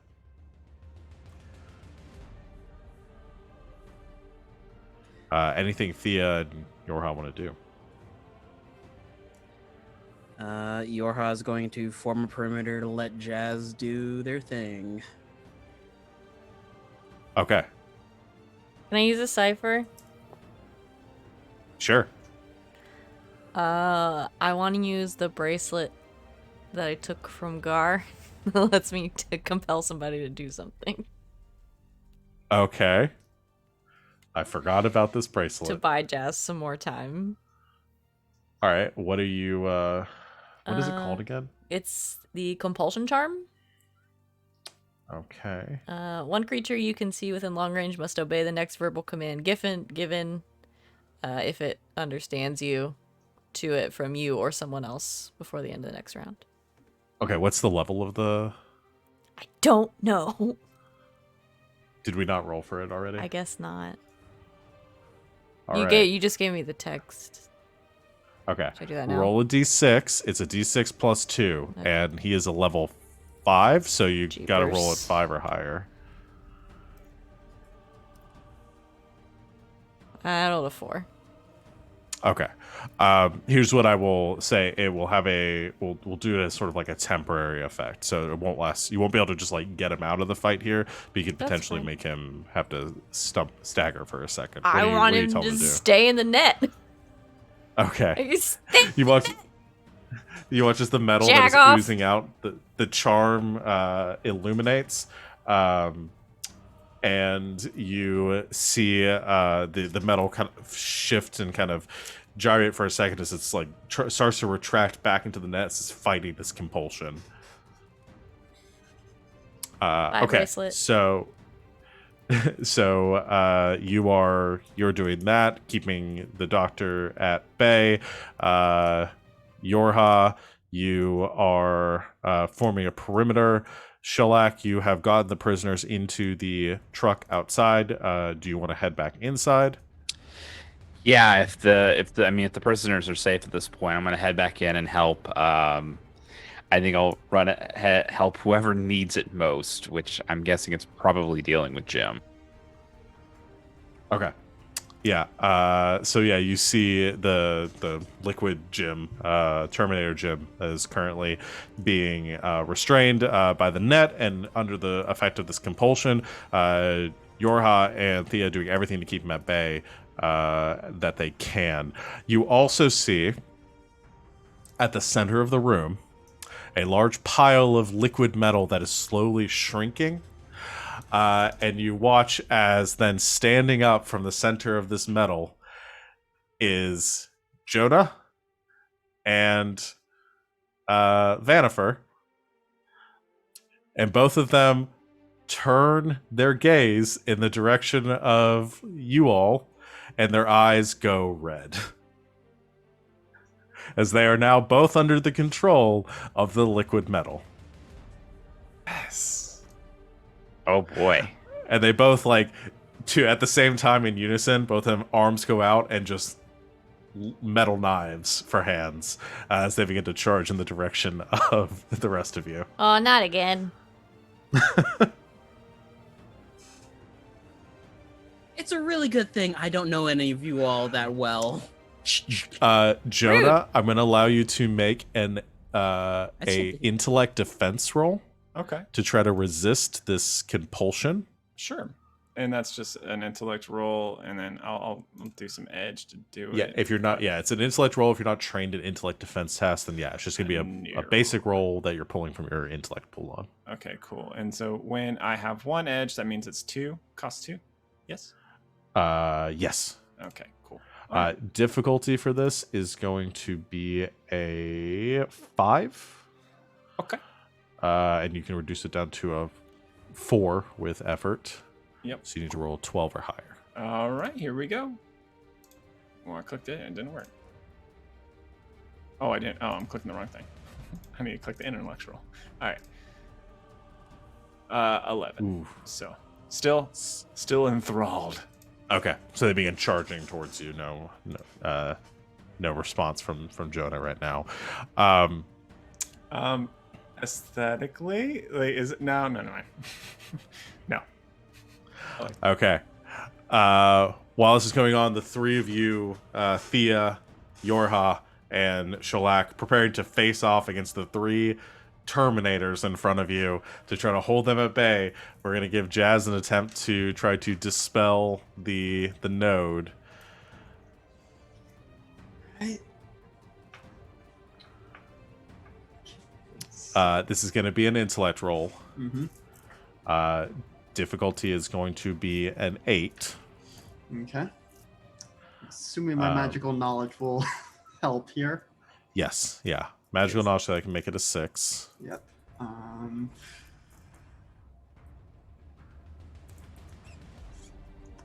Do the others holding people off so I'm less distracted count as an asset? I'll count that as one asset, yeah. Okay, so that's down to a 5. I have one more use of versatile now that I'm tier 2, so that brings it down Yes. to a 4. Don't. And then I guess I'll spend 3 points from my pool to do 2 effort to get it down to a 2. Okay. Okay. 6 or higher. Drum roll. That's an 11. That's enough. Describe to me how Jazz, the process of Jazz trying to close off this portal, as we have the Terminators downstairs charging towards your group at the door, everything in slow-mo at this point. What does Jazz do? I think it's a combination of like turning the vents to overdrive, so that it's just siphoning the heat away so much, so that there's now the ability to deal more directly with the node, and so it's then modifying the previous node closing spells that we've done, and also Jazz's magic is kind of icy, so it culminates after the requisite chanting and magic gesturing with just shooting out an ice beam at the node. An ice beam or an eldritch blast? An eldritch blast. Okay. Cold, frothy ale is shot out towards the node. It meets the energy and sort of begins to blast at each other, Dragon Ball Z style, as they're trying to, you're trying to overpower it, but the frost begins to overtake the cold, and the node begins to shudder and condense and contract, and you're watching all the heat in the room sort of being drawn towards it, everything getting cooler and cooler and cooler, and you see Jim and Vanifer and Jonah begin to sort of kind of seize and wrench a little bit as they are still pushing towards you, but their movements become slow and sluggish, and that the lights in their eyes begin to go dull. In that last few moments of the portal closing, you watch as both Jim and Vanifer, or sorry, both Jim and Jonah sort of drop to the ground and begin to retch, and you watch as that liquid metal is sort of spewed out of them. Vanifer does the same thing as it begins to sort of leak from her as well. Both of them being purged of whatever this influence is. All this metal is being drawn back towards the portal. Vanifer turns around as she regains her sense of control, and she looks at it. She screams out in frustration again as she is drawn back towards the portal, almost like she's being sucked into it. And a massive fiery appendage comes shooting out from the portal, wrapping and coiling around her and yanking her back towards it. And as she's pulled inside, one object kind of comes flying out from her grasp, clattering to the stone floor. A ceremonial looking golden dagger with a ruby pommel lands on the ground where she stood as she is pulled into the node, which closes and slams behind her, and everything goes still in the room. And that's what I call a case of the Mondays, am I right? What's a Monday? Thought you were gonna say brain freeze, and I was gonna end this game right now. Listen, they don't call us the whiskey delegation for nothing, okay? I think Shellac just kind of looks around and goes, "So that was the last one. We did it. We're done, right? We're done." God, I hope so. I'm gonna use push to push the dagger closer to us. Ooh. Yeah, the dagger comes spinning across the ground, and you see it seemed to be glowing with heat, and it begins to sort of cool a little bit, and then you watch as it sort of clatters on the ground, like it vibrates for a moment, and Jonah, Thea, who had the trident? Is that Jazz, or is that Yorha? I had it, yeah. And Yorha, you all feel a same sort of vibration from the weapons that you were holding.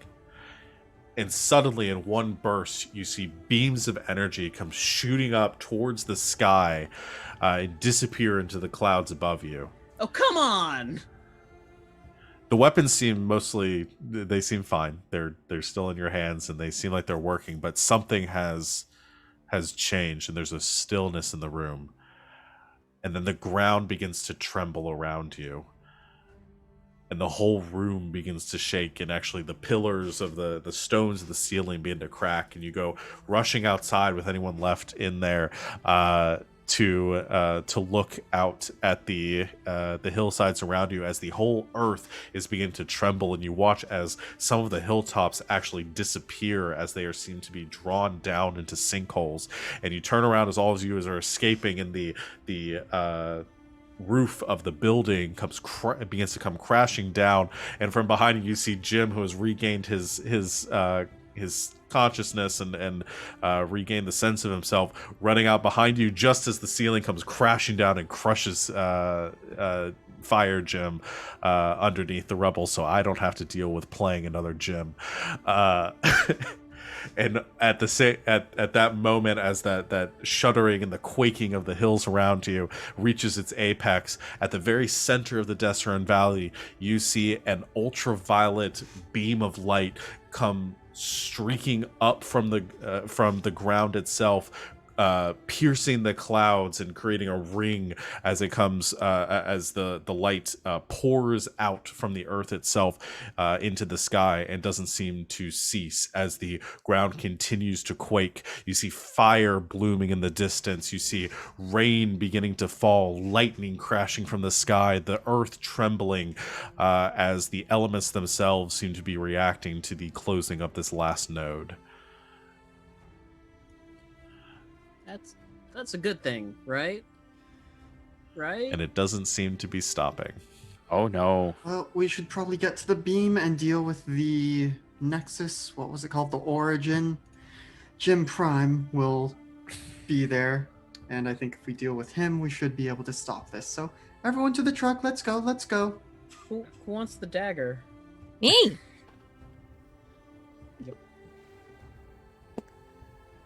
All right, as you claim your weapons and leap into the car, the rest of the survivors kind of beginning to drive off in their truck, not knowing the fate of the rest of the fire cult, currently marshaling their forces against Summit Hall. You go careening across the wastes towards the origin and the end of this blight on the world. And we're going to go ahead and take a break there because we were way past our break time because I wanted to get through all that. So thank you everyone for watching. We're going to try to take a really quick break because we're right at the end here to wrap up our campaign. So thanks everyone out there for watching. We will see you real soon. So stick with us. Welcome back, Internet.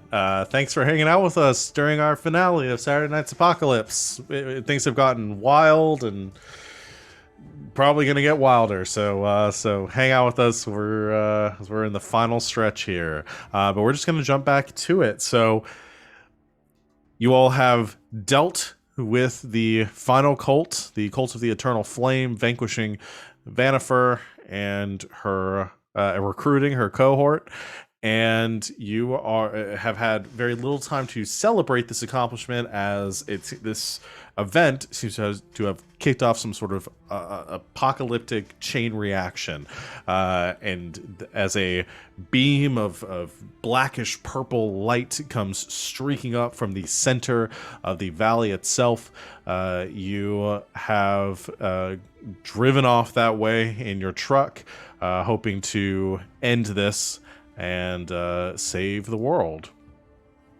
I definitely have my head out the window so I don't burn anything inside. Yeah, because your head's still on fire. You go racing across the hillsides, ever closer to this light source. Again, you continue to see this elemental chaos whirling around you. Firestorms and torrential downpours leading to floods that you can see pouring through the valley. The trembling earth continuing to persist, and you watch as great fissures and holes begin to open up in the ground. The winds themselves howling and pulling against you, tornadoes stretching and weaving their way across the landscape. And you can only imagine the casualties that will ensue if you're not able to deal with this quickly. Finally, after I assume Jazz driving very skillfully in the direction of this light, eventually you reach a sort of break in the earth at the center of the valley, where it seems like the ground itself has fallen away, leaving this massive chasm forming around this beam of light that is nearly a quarter mile wide, still stretching far up into the sky, and seeming to be the cause of this disruption. However, you see below you and around you, there seems to be some sort of structure that is beneath was beneath the earth here that has now been exposed. There is a concrete, almost like a square that has formed, been exposed here at the lip of this chasm, and a sort of a structure on top of a smaller structure with a door that is open. You can see stairs leading down, kind of crisscrossing into the interior of this monolithic concrete structure.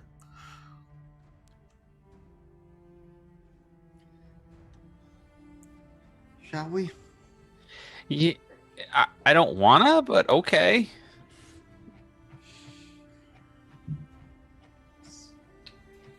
Just gonna do a quick action recovery roll before we go in. Yes, any recovery rolls. You could have done recovery rolls up to, I would say, an hour. Wait, what is it? It's I forgot Action, what 10 minutes, 1 hour, 10 hours. Okay, y'all could have done up to an hour with the drive over here. Okay. So any recovery rolls y'all want to do that are an hour or less, you can do those. Nope, don't do that. We'll just say we hot swapped drivers or something so Jazz could rest for a bit. Yeah, that's fair. All right.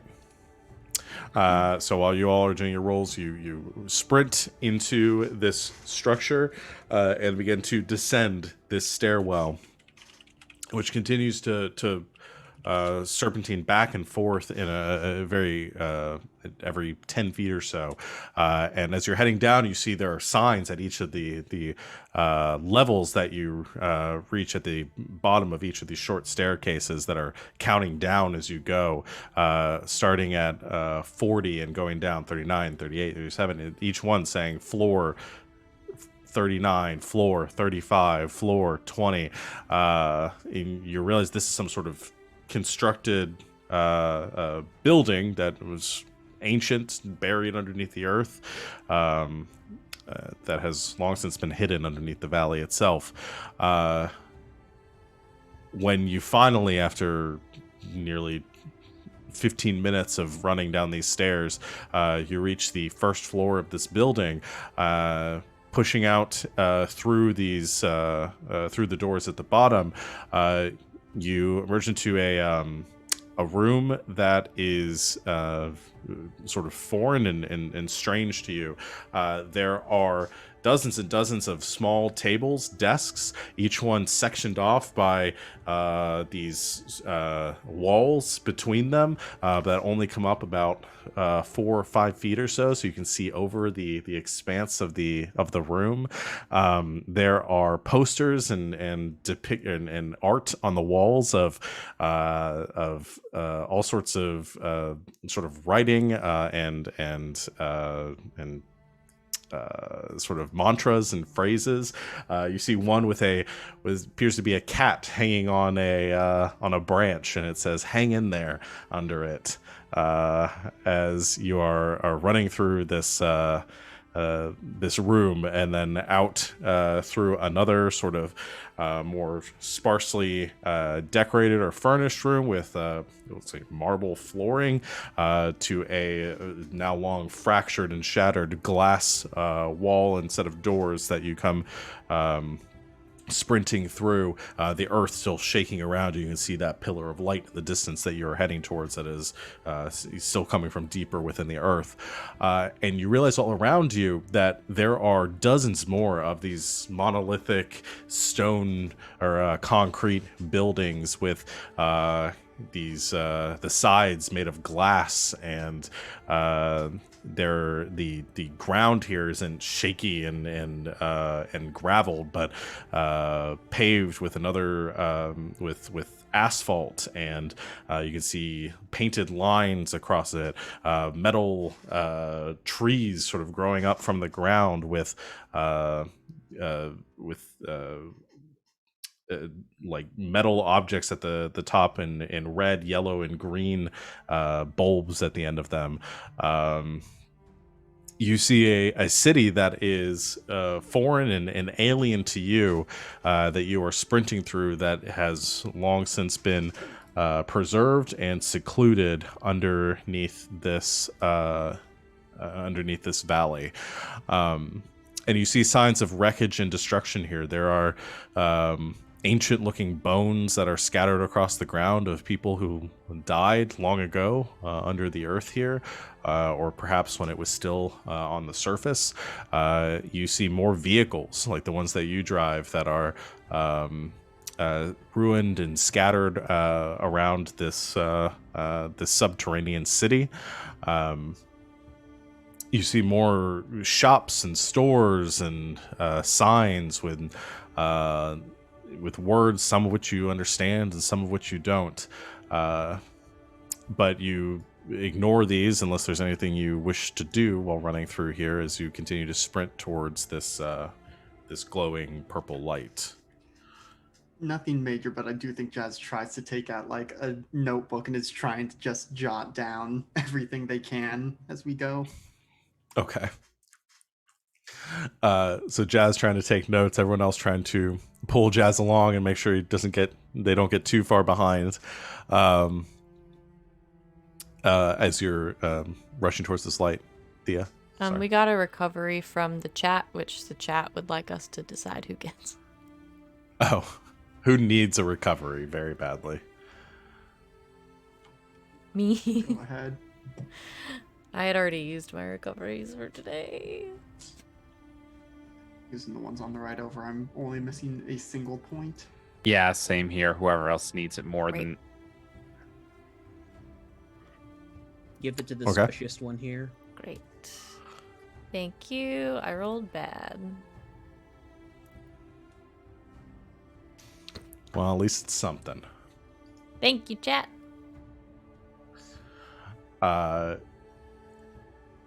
You finally running through this city.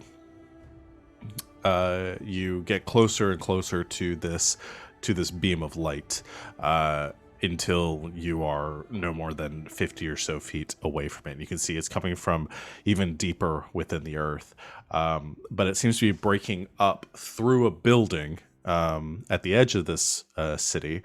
A much shorter kind of warehouse structure, with a fence around the edge, barbed wired with rusted looking warning signs around the edge of like a skull and crossbones underneath it, some saying biohazard, a lot of them saying just keep out, warning, private property, things like that. But the fence in a lot of places has fallen away, and it's not something that you're going to have to necessarily surmount, but does leave you with a sense of foreboding as you press inside.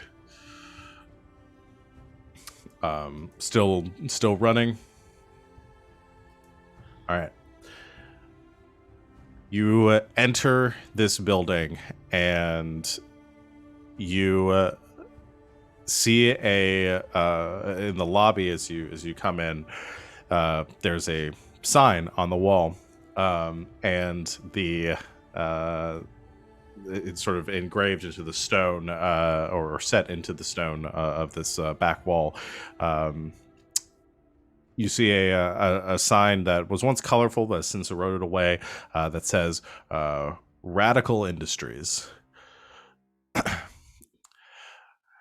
And a lot of this building has seemed to have broken away because of this disruption and this beam that is coming out from it. But you're right, there is another set of stairs that seems to lead down. As you sprint down those, there is a voice that comes from the walls themselves through speakers that seem to still be functioning. And that voice is very familiar to you, as it is that of Dr. Jim. But he sounds slightly different, that sort of superior tone carrying through, but he sounds more detached and tired than any of the gyms that you have encountered thus far. He says, "I've been watching you for some time now.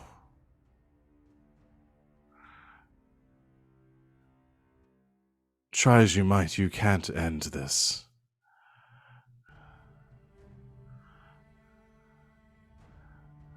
I am simply carrying out a task that is thousands of years in the making."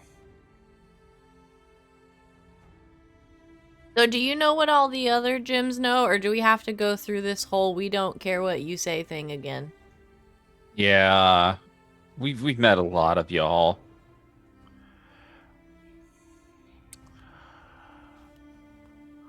I have seen what you have done to the others, that I've sent out in the world to carry out my work. Okay, so we don't have to have this discussion then. You want to come out?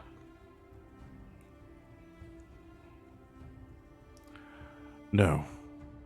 But if you wish to press on, do so at your own peril. Great, we'll I come fear find that your you. minds... And he's cut off as you keep running. I'm so sick of this guy. I mean, after like our 7th gym or whatever, it's like, yes, we get it. You know, yeah, it's all futile. How dare we? Yo, I am so sick of this guy. I'm gonna kill him. Again. How many gyms is that for you at this point? Yes, I've been keeping track of the gym death count. 3, 4, 5. Is this 6 gym? I think so. Is this gym number What? 6? Well, there's good Jim, who is not dead. Yeah. We had... So this would Oh, yeah, be he's number not dead. 5, because there was. This would be one number defeat of 5. the Colts. Yeah, number 5 gym. Just a We could pack of just ask Slim him. Jims. We're gonna have to get markings of gems on the side of the Truckee. Mm-hmm. Anyway, As you descend this this spiral staircase, you notice something about 20 feet down. There is a crack in the wall here, which doesn't really strike you at first, but as you come upon it, descending the stairs, you notice that there's a glowing coming from this crack, and like a vibration in the air, like a lightning strike almost, that seems to be pouring out from it. Seem like any kind of magical effect I'm aware of, magical or technological. It more magical. If you wish to inspect it. I think maybe just a quick hand up, like, let's just make sure that doesn't explode and kill us all before we can stop Jin. And so try and quickly inspect it. Okay. Put this at a 4. Okay, specialized in magical knowledge brings it down to a 2. Anyone want to help? Because I think if we get 2 assets, it's an auto success. I'm willing to help with whatever I can. I can make the hole bigger. Would that help? Would It's this have possible. would this have something to do with involving perception? Sounds like it. Not necessarily perception, more of like an identification. Okay. Mm,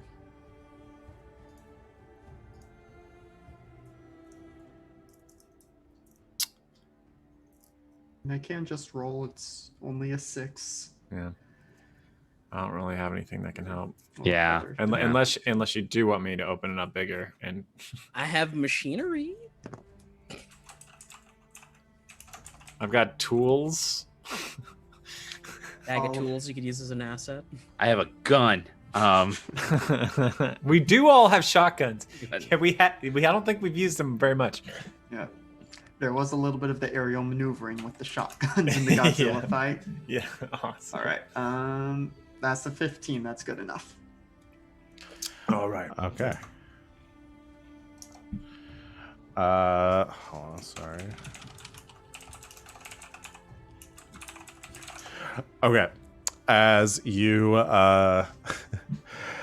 as you move forward to look at it, sort of inspecting it with the sort of everyone else looking on and keeping an eye out for any traps or any sort of danger, you look at the crack expecting to see something inside, and you don't really see anything. In fact, there's almost like a void inside of it. But you get the sense of something even larger beyond that. Like, what you're looking through is not necessarily a break in the wall as much as it is a break in reality. And as you are looking through this, you also notice that down the steps there are more of these cracks and these breaks. They're becoming more and more frequent as you are descending down. Would appear these are fractures into the various elemental planes.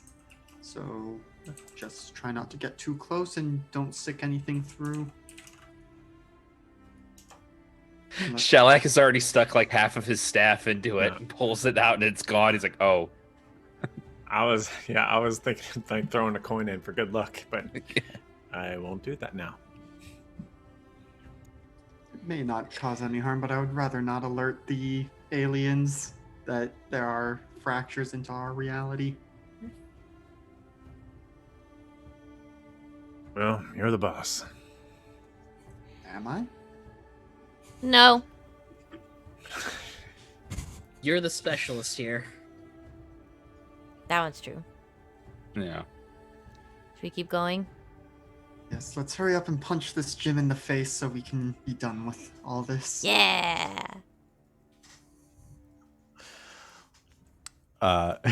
You keep descending the steps, and these fractures and breaks are becoming more and more frequent. Some of them not set into the wall, but set into the air itself, as you try to move around them and avoid any contact with them at Jazz's suggestion.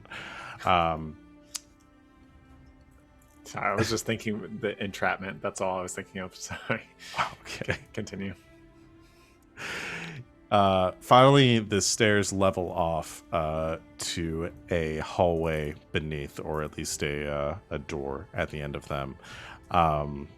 There's a key card access here, but it doesn't seem active or like it's working like it was at the umbrella facility. Instead, the door is sort of half broken, and you can just sort of push through or step over it to make your way inside. And upon entering this room, it is very dark in here, and there's only like a flashing of like a fluorescent bulb at first. I really want to put on different. Hold on, I need different music for this because this is way too not surreal enough for me. Let's do. I feel like we're being put on a quest to deliver a ring to somebody. Yeah. I sort of zoned out from the music. I'm realizing that it didn't.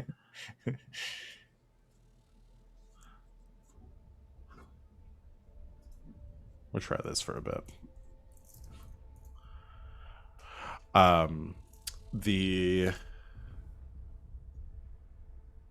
As you head inside, there's a sort of a flickering fluorescent bulb set to the ceiling, indicating that there's some sort of power coming through this facility. That's way too dramatic. Move on to something else.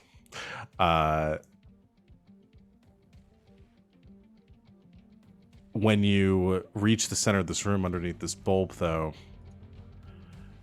you look around and you notice that there are like reflective surfaces along the walls, and then suddenly the reflective surfaces illuminate, and you begin to see images depicting across them, hundreds and hundreds of images across hundreds of screens that surround this room. And they're all showing something different. I got way more dramatic. I should have looked at music before this. Some good timing on that sting, though. Yeah, it was good timing. It just scared me more than y'all. No, it scared me pretty bad. Not this again. At least it's not the 4-note dramatic or whatever it Can't was go called. through this again with the music scaring me every 5 minutes. See, I don't like when it moves the singing. Hold, please. I'm gonna find an actual good song for this. Let's see. Let's go into this.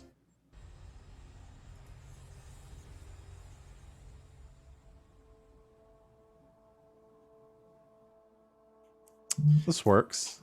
I, Full display. I'm just like picturing it as a DJ at a party right now. And just being like, well, no. Huh. The problem is, Okay. We're not paying you. Yeah. Yeah. There's so many songs on these playlists, and I don't have them labeled. Yeah. All right.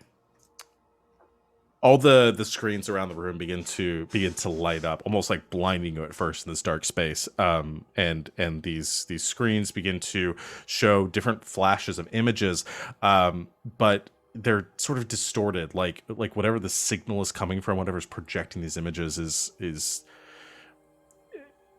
isn't coming through clearly. And you see things that look familiar and things that look odd. You see your own world in some of them. You see Summit Hall with the armies of the fire cult surrounding it, though the fighting seems to have stopped at this point, as there are flashes of lightning and a tornado of fire in the distance. You see a world that is not dissimilar from the broken one that you just walked through. This depicting cities like the one that you just saw, except above the earth and continuing vibrant with life, with cars moving between the buildings and people walking along the sidewalks. You see other worlds that are similar to yours in ways and strange in others. You see a collection of elves and orcs and other creatures of the world that you have grown accustomed to, but happy and together in larger numbers than you've ever seen before, all sitting in stands around a field at the center where a group of people are playing a sport where they're passing a ball around to each other and hitting each other with it. You see another depiction of a world or a group of people that are floating around in the vacuum of space in a metal contraption, gliding amongst the stars in a spaceship of some sort. And you see all sorts of different depictions and worlds and realities that are outside of your own, and some of them making no sense, and some of them familiar, but this overwhelming sense of fracturing and a convergence of realities, kind of shocking your system in this moment. I need everyone to make a intellect defense roll. Oh boy. What is the challenge? The challenge is a 6.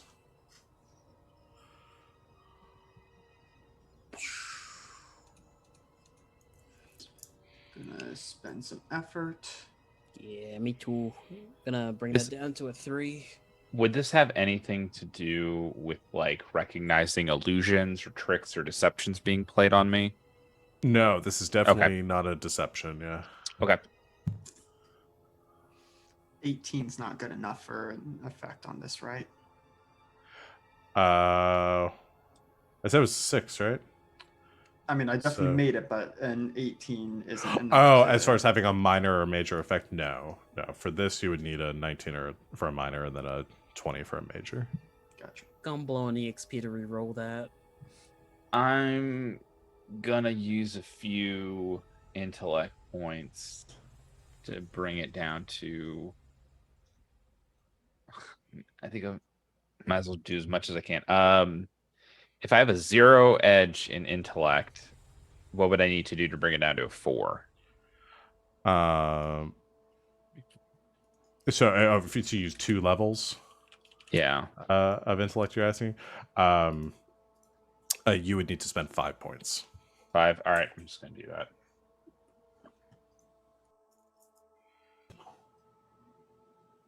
Okay.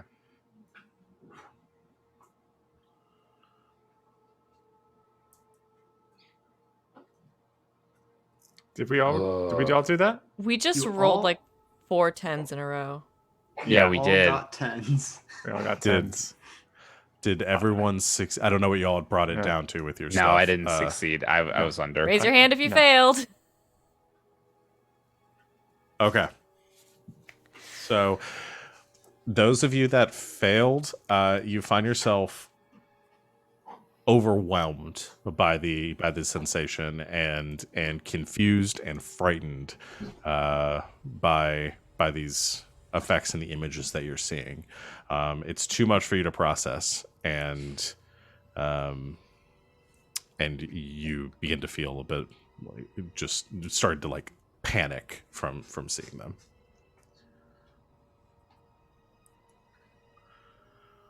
Okay. Guys, Freaking out. Jim, what is the purpose of this?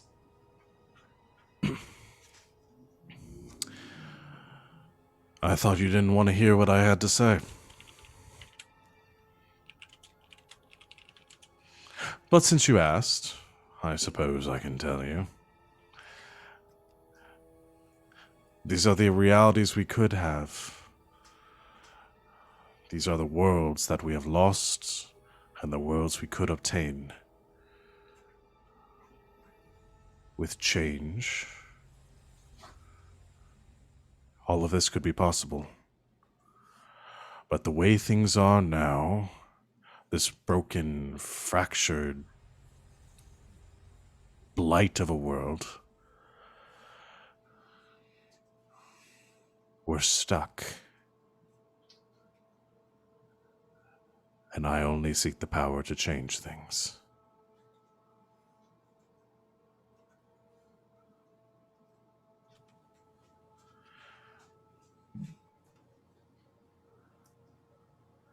I don't know about you, Jim, but I kind of like the world as it is right now. Mostly because Sure, I'm in it at the moment. You are ignorant and selfish, and that is why you seek things that you do not comprehend the magnitude of.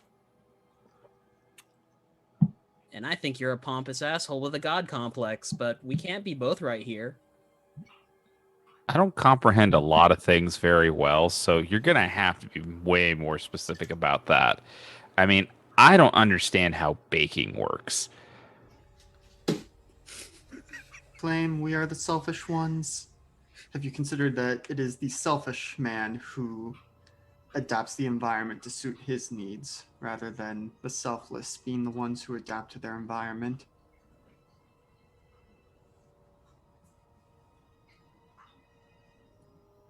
You will not convince me to leave this path. I have been on it for much, much longer than even your greatest of ancestors have been alive.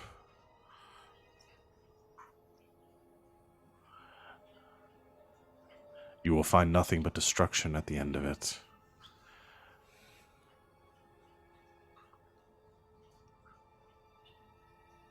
Leave now and enjoy what few moments you have left.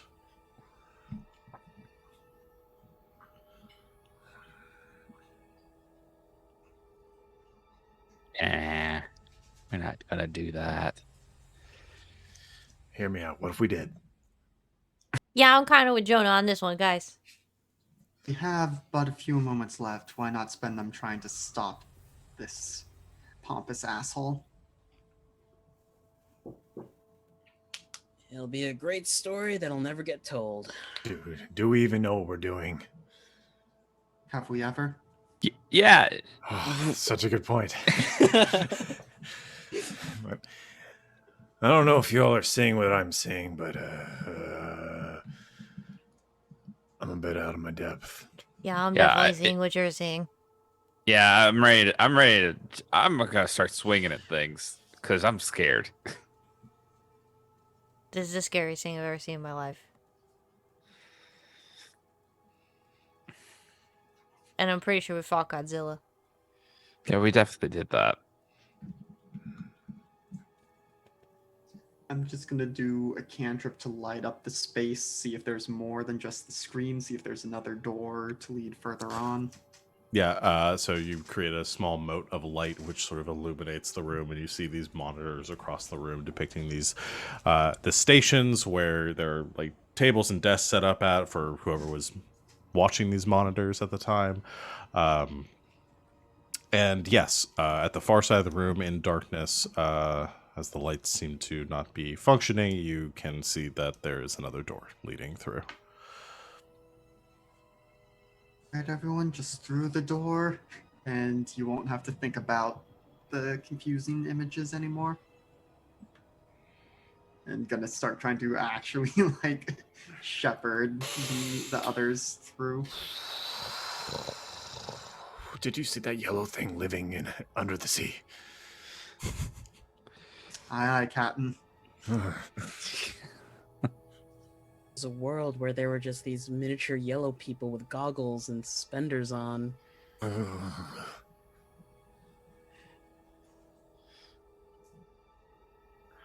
mind shatters.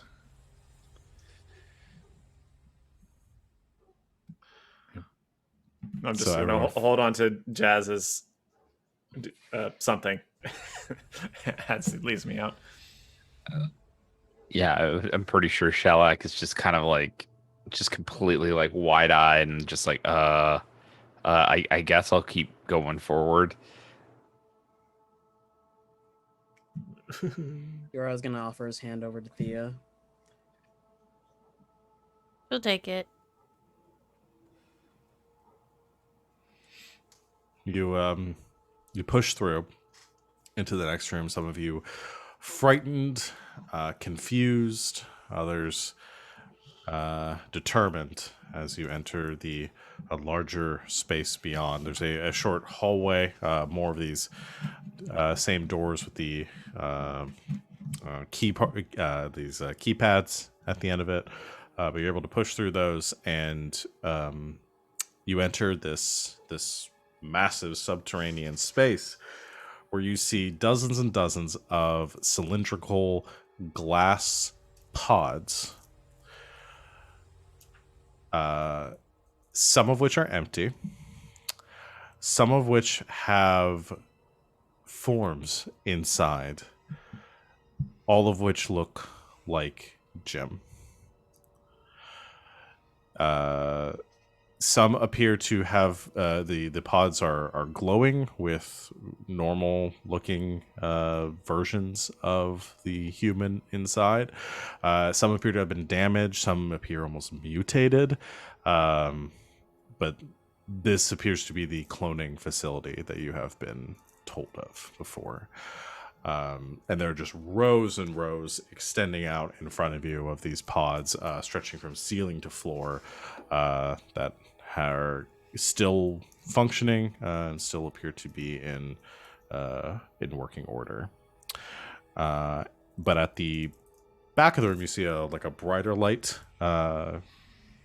piercing through the gloom, and it's here against a glass wall on the other side of it that is opaque, or not opaque. It's the opposite of opaque. No, opaque. You can't see through it. Just Yeah, translucent. transparent. Words Transparent. left me for that. And an opaque wall in front of you of black glass, with a supercomputer sitting in front of it. And nobody sits at the computer, but the monitors turn on, and you see the face of Jim looking back at you. And he says, "Are you still determined to walk this path?" No other paths left to us at this point.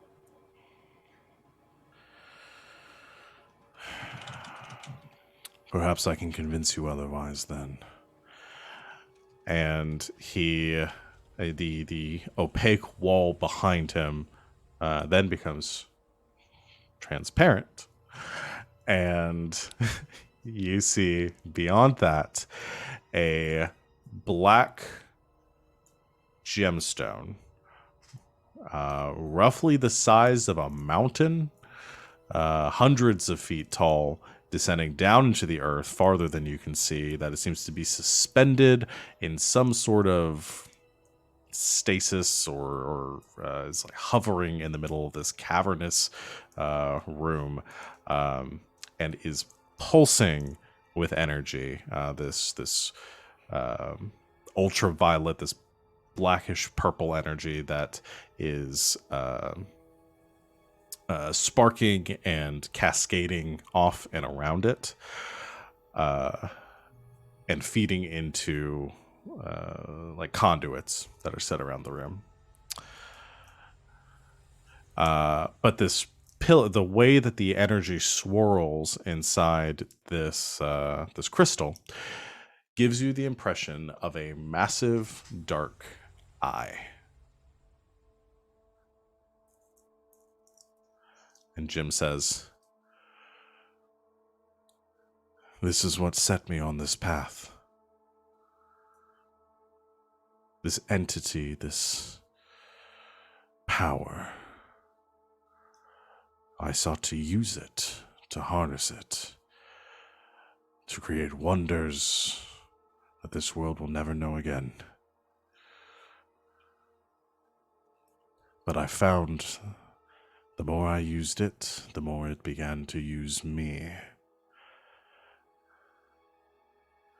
And it sought only one thing: the destruction of all worlds, of all realities.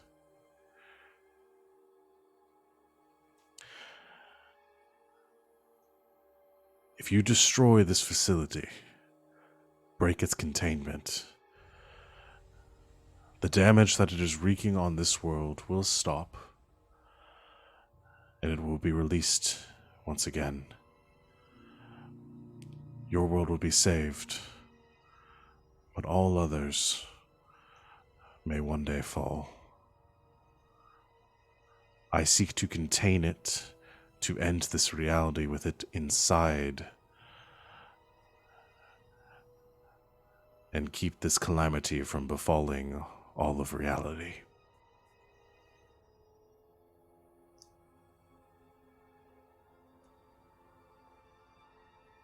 Question. You with the hat, yes. So, how many realities are there? Infinite. Couldn't you have just found a reality where there were no living things and then bring that thing there and destroy that reality instead? The power to traverse worlds is not one that I have. I have contained it here. I cannot contain it elsewhere.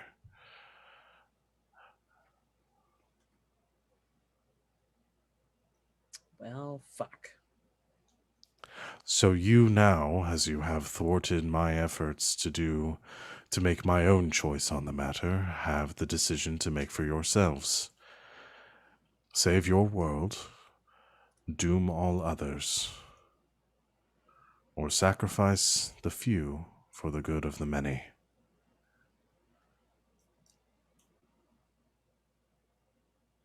Yes, Question. with the hand. You can just speak. This isn't a classroom. Oh, okay.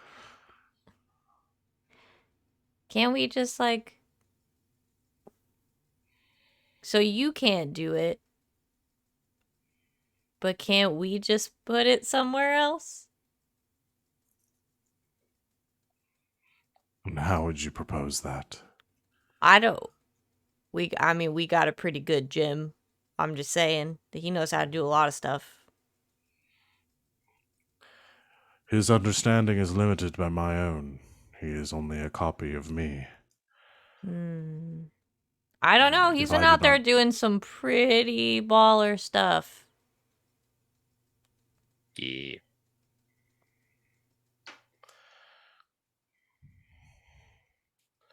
Jazz, what do you even know about this kind of thing? Is he right?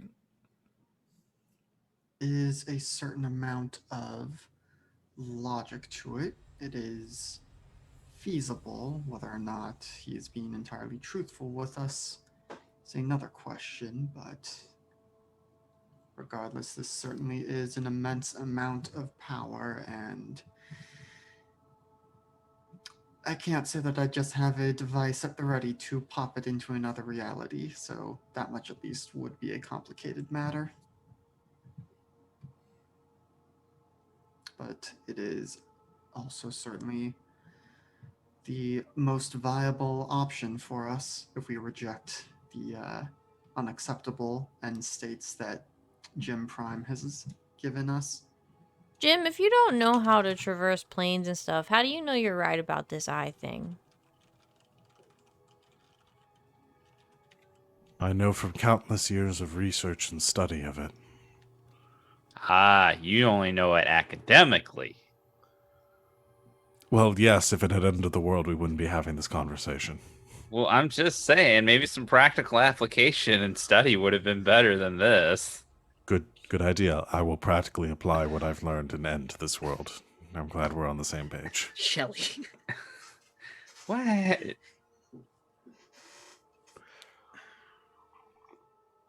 What would it take to transport something like this to said theorized non-populated realm?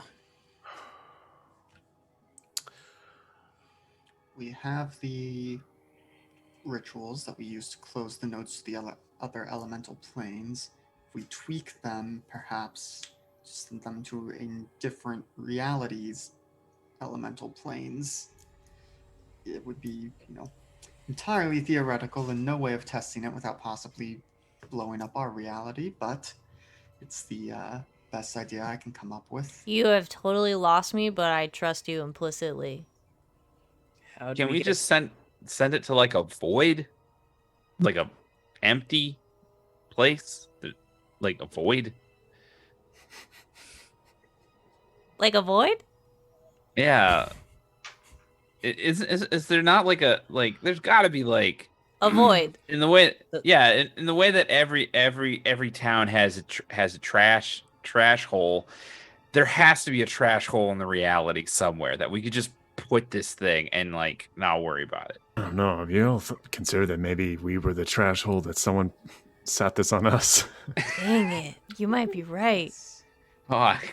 Assholes. As long as it is within our reality, it will still break our reality. So Yeah. I gotta send figure it to out another one. one that has already met its own demise. Have we tried talking to the eye? We just shoot into the sun. It doesn't have a mouth. Maybe it's like psychic, like the aliens. Oh. Yeah. Like Steve? Steven? The night is Steven? warm. Oh, Steven. Excuse me, eye. It's contained. It doesn't have a consciousness. It's not a being of intellect. It's a force of... Do you know, I just thought I would try some practical application. See, I told you. I was wrong, but at least I is know. pointless. You would need, in order to accomplish what you are seeking, you would need a being that had traversed realities to draw from and to...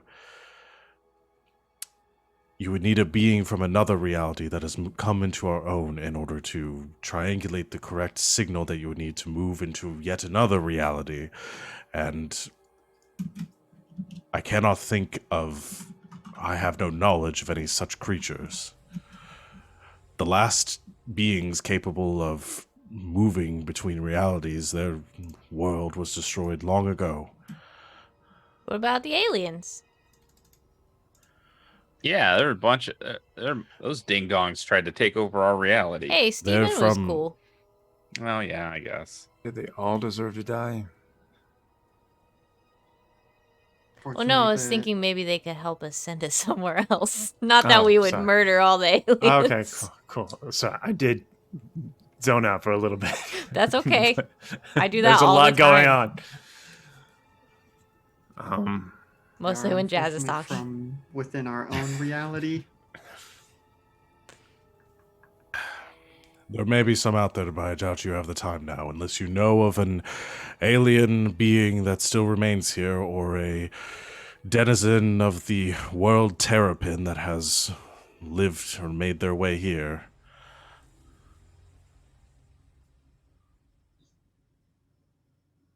What? Does that ring any bells? Listen, I just got into this group a few weeks ago, so Will you stop throwing us under the bus?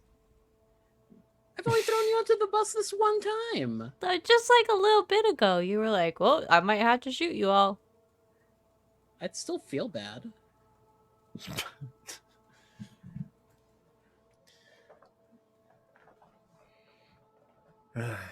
What? Terrapin.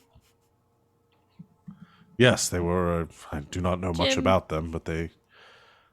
I feel like you're withholding important information here about the apocalypse. They were planeswalkers. They were able to travel reality through their own consciousness and studied strange means of peering into realities beyond our own. What's a terrapin? It's a type of turtle. Turns to Shellac. What? Have you said anything about your visions, by the way? You knew that weird alien language. Oh, that's right. I did forget about the weird alien language that I could understand because my brain just It's magic. is it is special. I am a smart person. Shelly's a final girl. Wait, are you telling me you are one of the ancient terrapin? I'm telling you that the chat just bought us a loot drop. God damn it. I'm too busy trying to retcon 23 sessions of Shellac doing the most buck wild shit. I don't have time for your loot drops. Yeah, what let's roll and see if we get something cool. Oh, Someone look, roll something D100. that'll- Well, it's just planeswalk. Ooh, I got it. Oh, an interplanal grenade. 97? Grenade. 97 sounds good. Interplanar grenade. Interplanar grenade. No. Oh. Words of protection. This seems good. I'm gonna Does seem protect good. myself from the end of the apocalypse. Let's see. Yeah, it's a page of a book that allows you within. It creates a field, and you gain +5 armor to a damage of a specific type when Oh, you're shit. inside the field. How To about It's pretty cool. apocalypse damage? yeah, +5 to reality ending damage. To reality damage. Sure, whatever. I'll allow it. Moving on. Chat said, please be a giant horse with lasers. Can we trade? That's a reality. That's a reality. It's just a giant. In the other Like reality, we got a giant Yeah. horse with lasers. In this one, we got a piece of a book.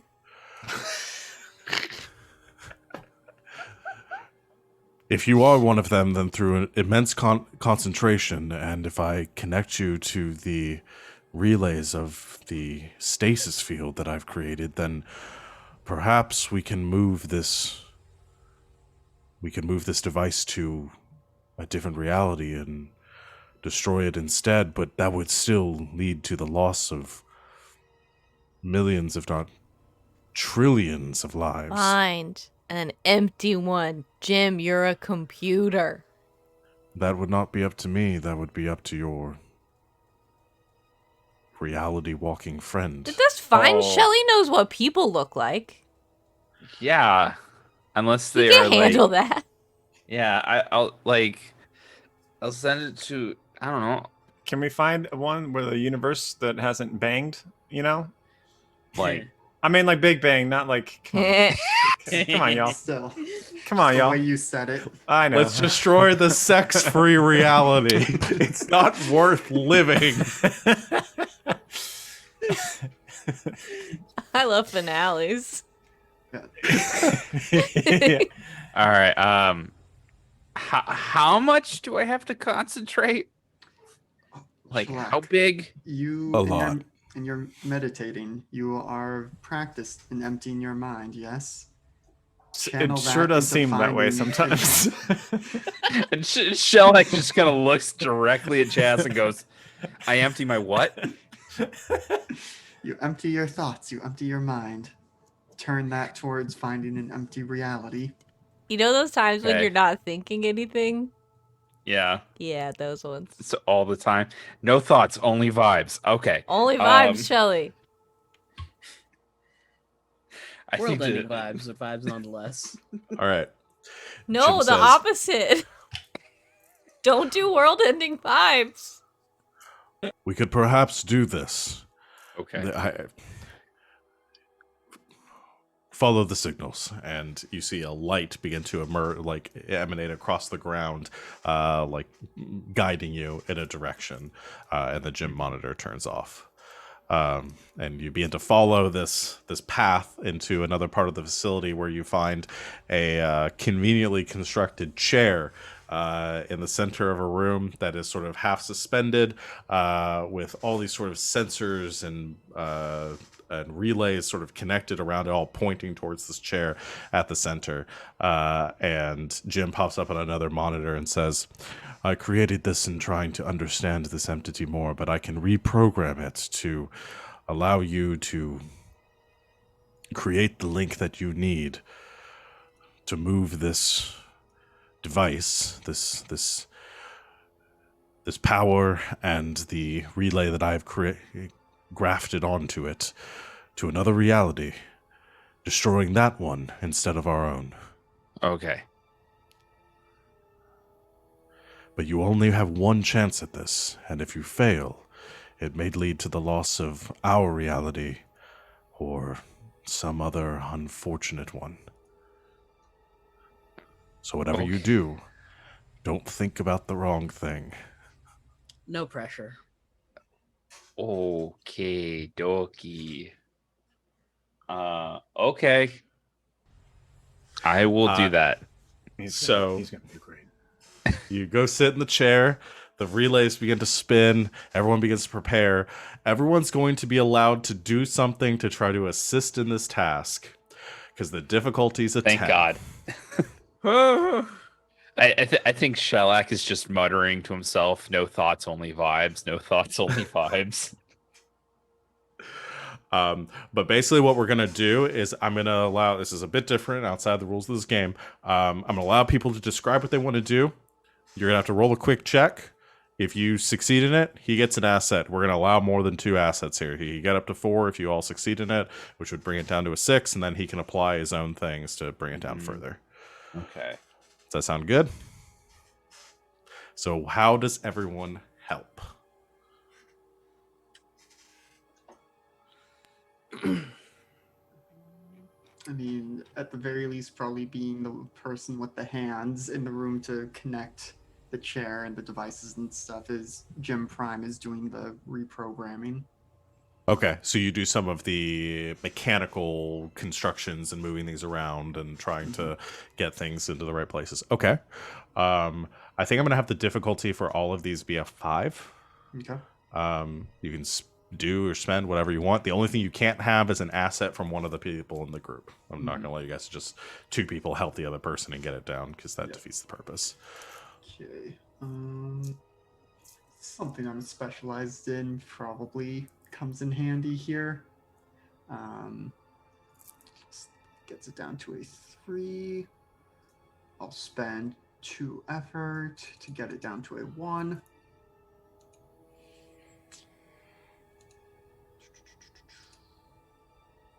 $17. All right, you succeed. That's 1 asset. As Jazz moves around the room, reconnecting cables, trying to do some mechanical or some physical reprogramming of the device, working alongside Computer Jim to try to get this device where you need it to be. Can I also use a cipher? Oh, sure, yeah. Go ahead. You're not going to get another chance to use them. I was gonna use the last healing round I have just to overclock Shelly. I don't know if he Yes. needs any recovery, but just use that to give him a boost. You're muted, You Jake. muted, Jake.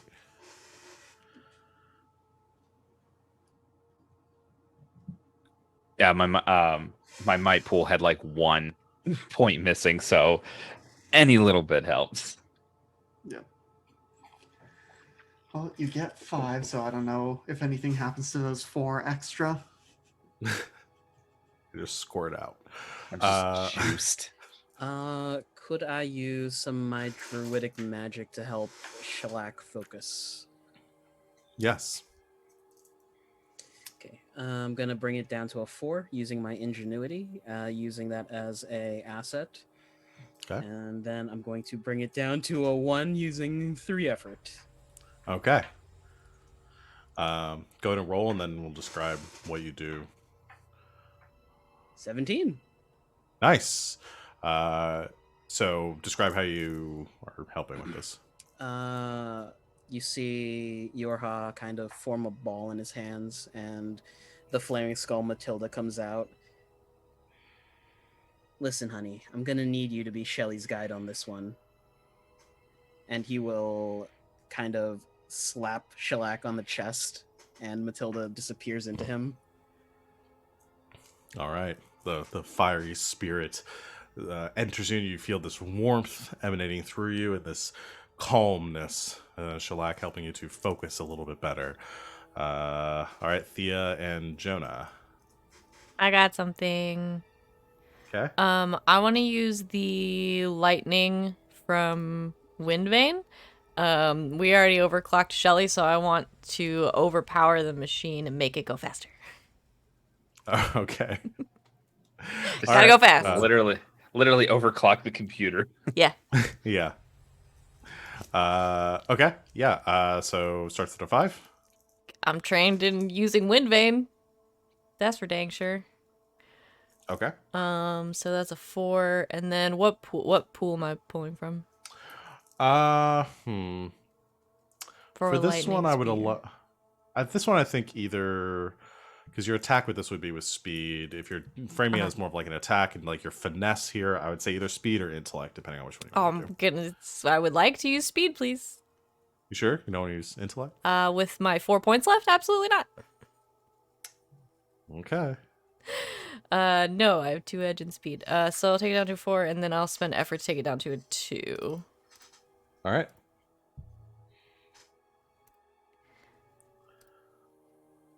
Come on.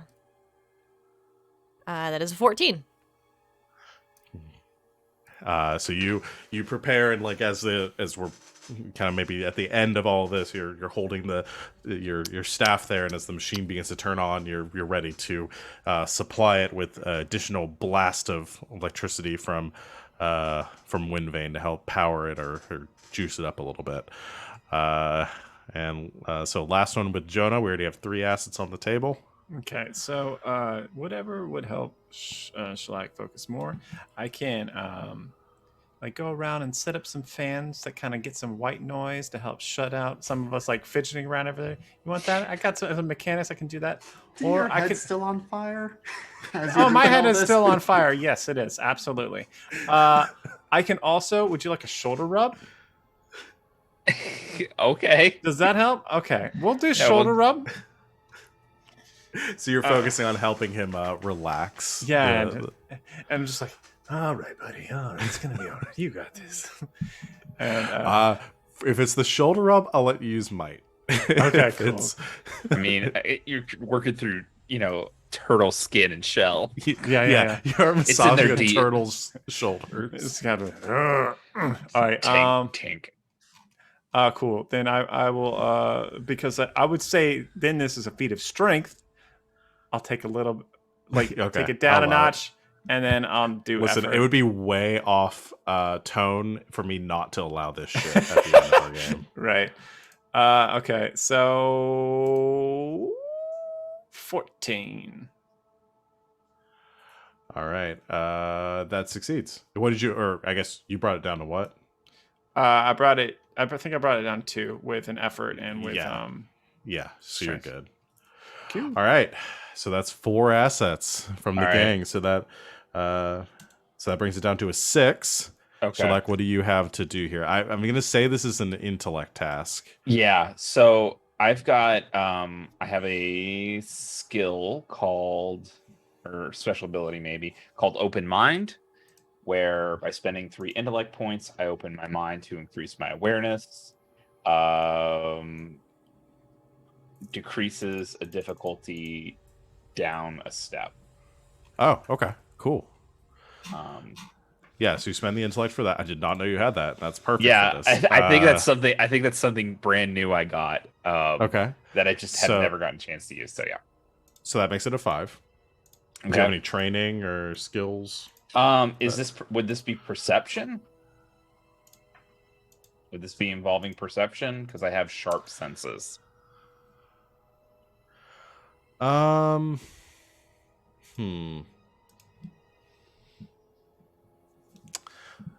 I'm thinking about it. There are ways that I could frame the word perception to because you're seeking from reality through realities, trying to find the right one. Sure, I'll allow it. All right, cool. So that makes Brad. it 4. All right, moves it to a 4, and then I have the Cipher Mojo Juice, which decreases the difficulty of an action it takes by 3 steps. I forgot you had that. So literally so we move this down to a 1 So you chug your monster energy. basically. All right, I guess You could spend effort and make it a and 0. make it a 0. There we go. Oh my we god, did I it. forgot about the mojo juice. I knew it. I got that sucker as a level 5. Oh my gosh. This is perfect. Okay. Where would y'all like to send that? What reality are you dooming? Do you just want to be like a blank void? Or do you want it to be the SpongeBob reality? I don't care. It's y'all have succeeded on this, so it's whatever you want it to. Oh my god. I mean, The responsible thing to do is to send it into an empty void Yeah. Yeah. and not Maybe- bring my own real life thoughts into this. Yeah, right? yeah, maybe a reality that's already like the universe is already ended, like cold death or We Something send it like into that. a Yeah, reality that's having the same conundrum we're having right now. Yeah. They cancel each other out. You both send them to each other. And it So you cancels just- out. yeah. No, I like the idea. So Schlack clears their mind. The machine begins to whir around. Thea points the device or points her spear at the panel that she is told to, and not one that's important. And it sends a surge of electricity through the generator and into the machine, causing it to whir even faster. Jazz moving a few last panels out of the way. Yorha focusing on helping to guide through druidic influences and magics Shellac in this meditative state. Jonah just giving the best fucking back rub that he's given in his life. And Shellac, with all this peace around you and the comfort and the support of everyone in the room, plus the drink that you just had. Yeah, right. That I think it's like it's like really obnoxiously loud. Yeah. I imagine he shotguns it. He Yeah. shotguns it. There's no You other way find around this it. moment. You find this Turn it moment down. of peace and clarity, and you just forget everything, and it's just this vast expanse and openness of the universe as you focus on this nothingness and are fully able to separate yourself from reality. And all of you see Shellac actually begin to go almost like a little translucent in this state, as his body almost seems to become like one with that nothingness and one with that void. And you hear Jim over the speakers go, "That's it now!" And there is a crash of energy and a flash of light, and suddenly everyone is blinded and the world goes a bright white light around you, and you aren't sure if it's the end or if you've succeeded until finally your eyes blink and the crystal is gone, and Shellac remains sitting there in the chair, and everything is peaceful and the ground has stopped shaking.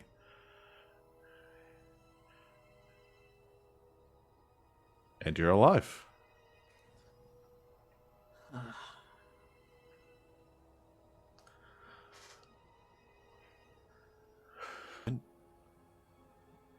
Well, I'm really glad the world didn't end.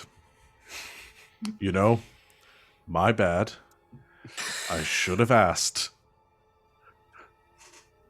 Don't do it again?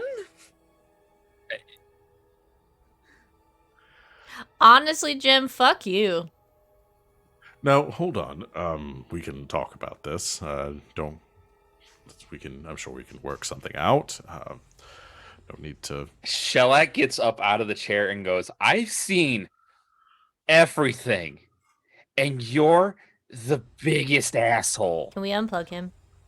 Oh my Hold god. on. No, please. No, Yes, no, just not the let plug. Do it everyone- now. No, That's hold on, also hold what on. Jazz was figuring out. Everything. Jazz pulls the switch. There's just a light switch in the corner that just has a warning sign like Click. "Do not flip" and a piece of tape over it. And you just pull the tape off, flip it, and everything just goes off. Screw that guy.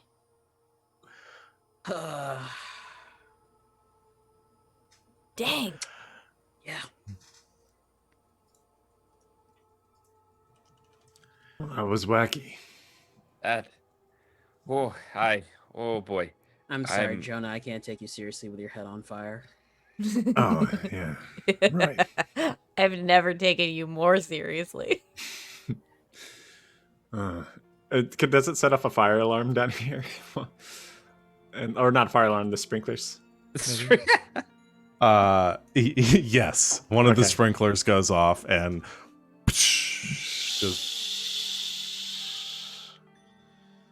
Just one. I mean, that's great. Oh, wow, that was a lot. I saw a lot.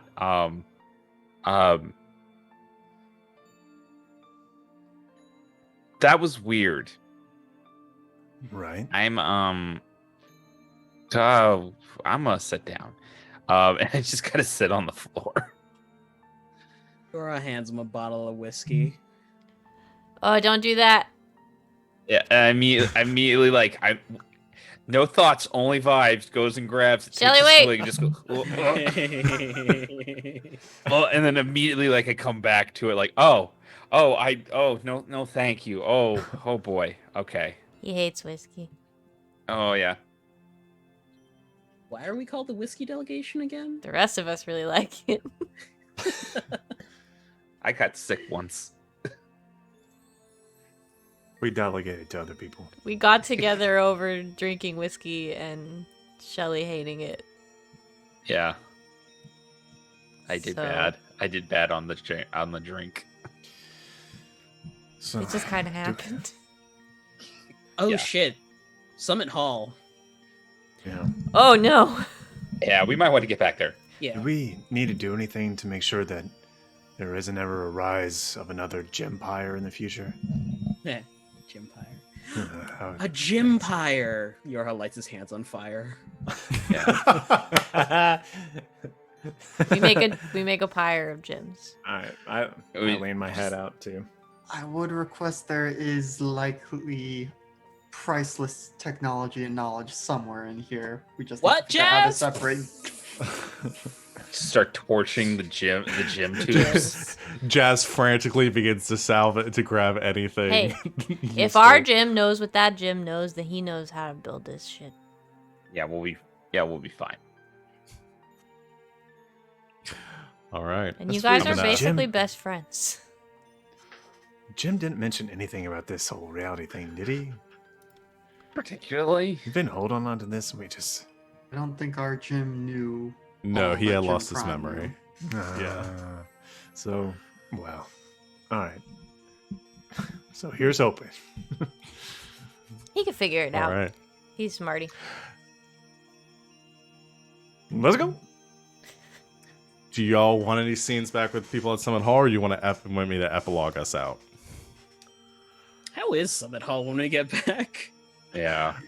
So you arrive back at Summit Hall, and you find what looks like an army still surrounding it. However, as you reach the outskirts, you see the gates are open, and the people of Summit Hall, the members of the law, are tending to a very confused and badly off population of citizens of the Desert Valley that have been kidnapped and were brainwashed by the living metal of the fire cult that have seemed to regain their senses.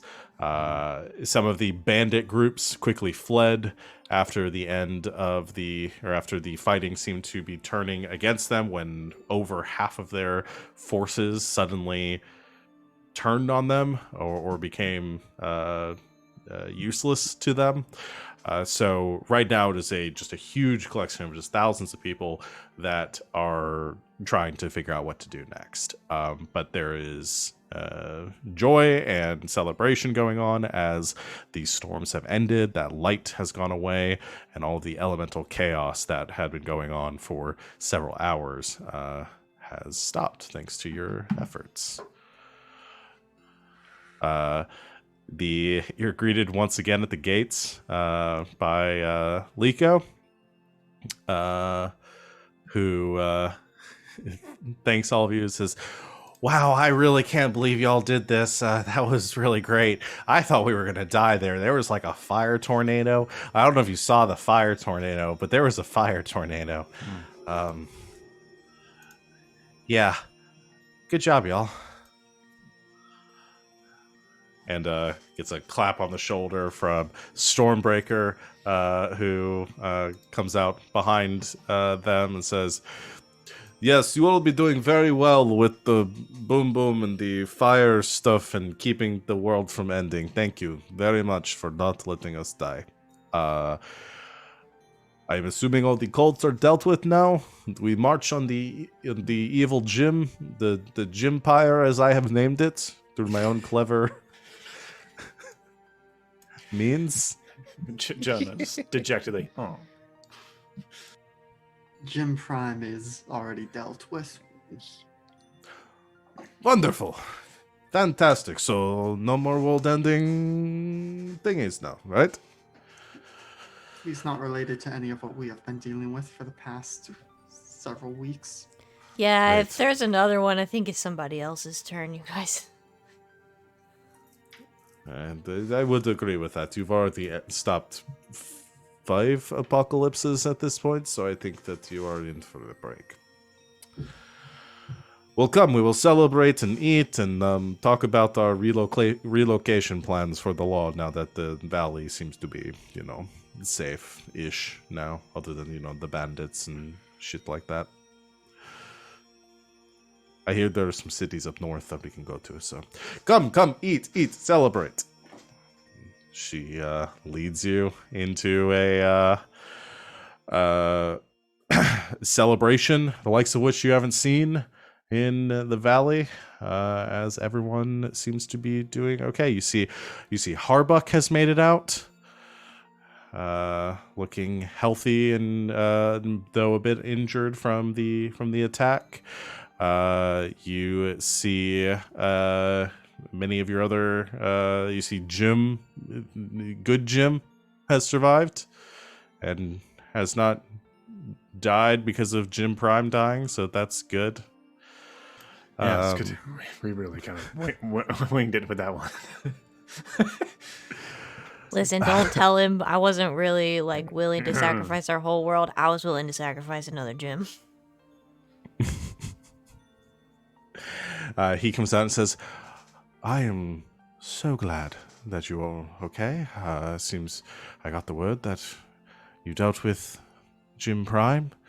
I don't suppose you were able to salvage anything from the facility that we might be able to use."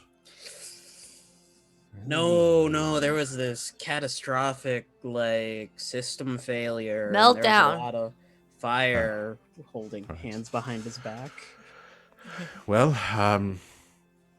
suppose it can't be helped. We can work with what we have here. I've actually been having some very promising results with a few tests around here. And suddenly there is a flash of light and a red beam comes shooting through the wall of the stable. 2 red beams kind of shooting up into the sky. And and Jim goes, "Right, that's one of them. Laser horses." So, and goes, I need to What? take care of this. What? Laser horse?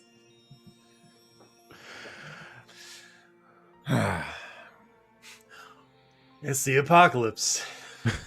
Not anymore. Well, All laser right. horses, new one. I'm not dealing any- with this one. Any other scene before we wrap up today? Blazing saddles. Lays and saddles. I think Yorha's not gonna go up north with the rest of the people. Yeah. Yeah. Probably just a quick aside with Thea. Hey, so there's still like bandits and zombies to take care of around here, and I don't feel comfortable about leaving until that's taken care of. I'm looking in the market for what's the word?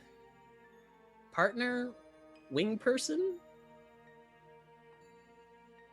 Who, me? I mean, if you want to. Yeah, I live here. Cool. We can take the hoverboard. Cool.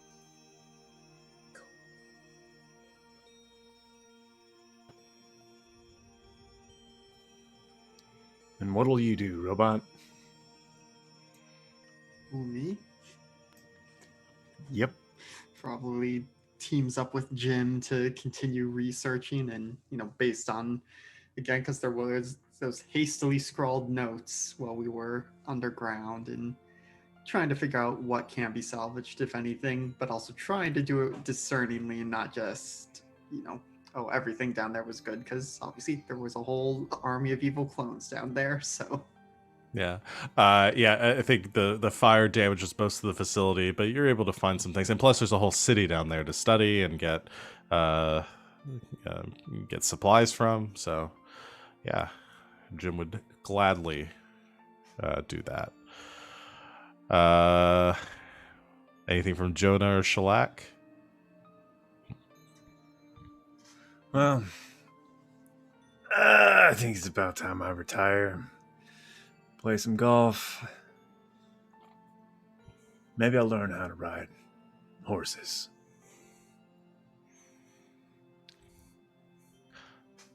Not this one. It's still a work in progress. Yeah.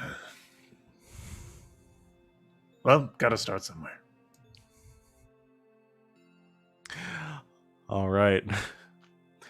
If there's nothing else, with the world saved for the 5th and final time, that is where we will end our campaign. Yay! We did Good job. it. Yay! And that's how you play Princes of the Apocalypse. Exactly how it is in the book. Word We for followed it word. verbatim. Nothing changed. Now Nothing. that's what I call brain freeze. Yeah, if you're interested in running Prince of the Apocalypse for yourself, start from the beginning of the series and stop watching after the first episode.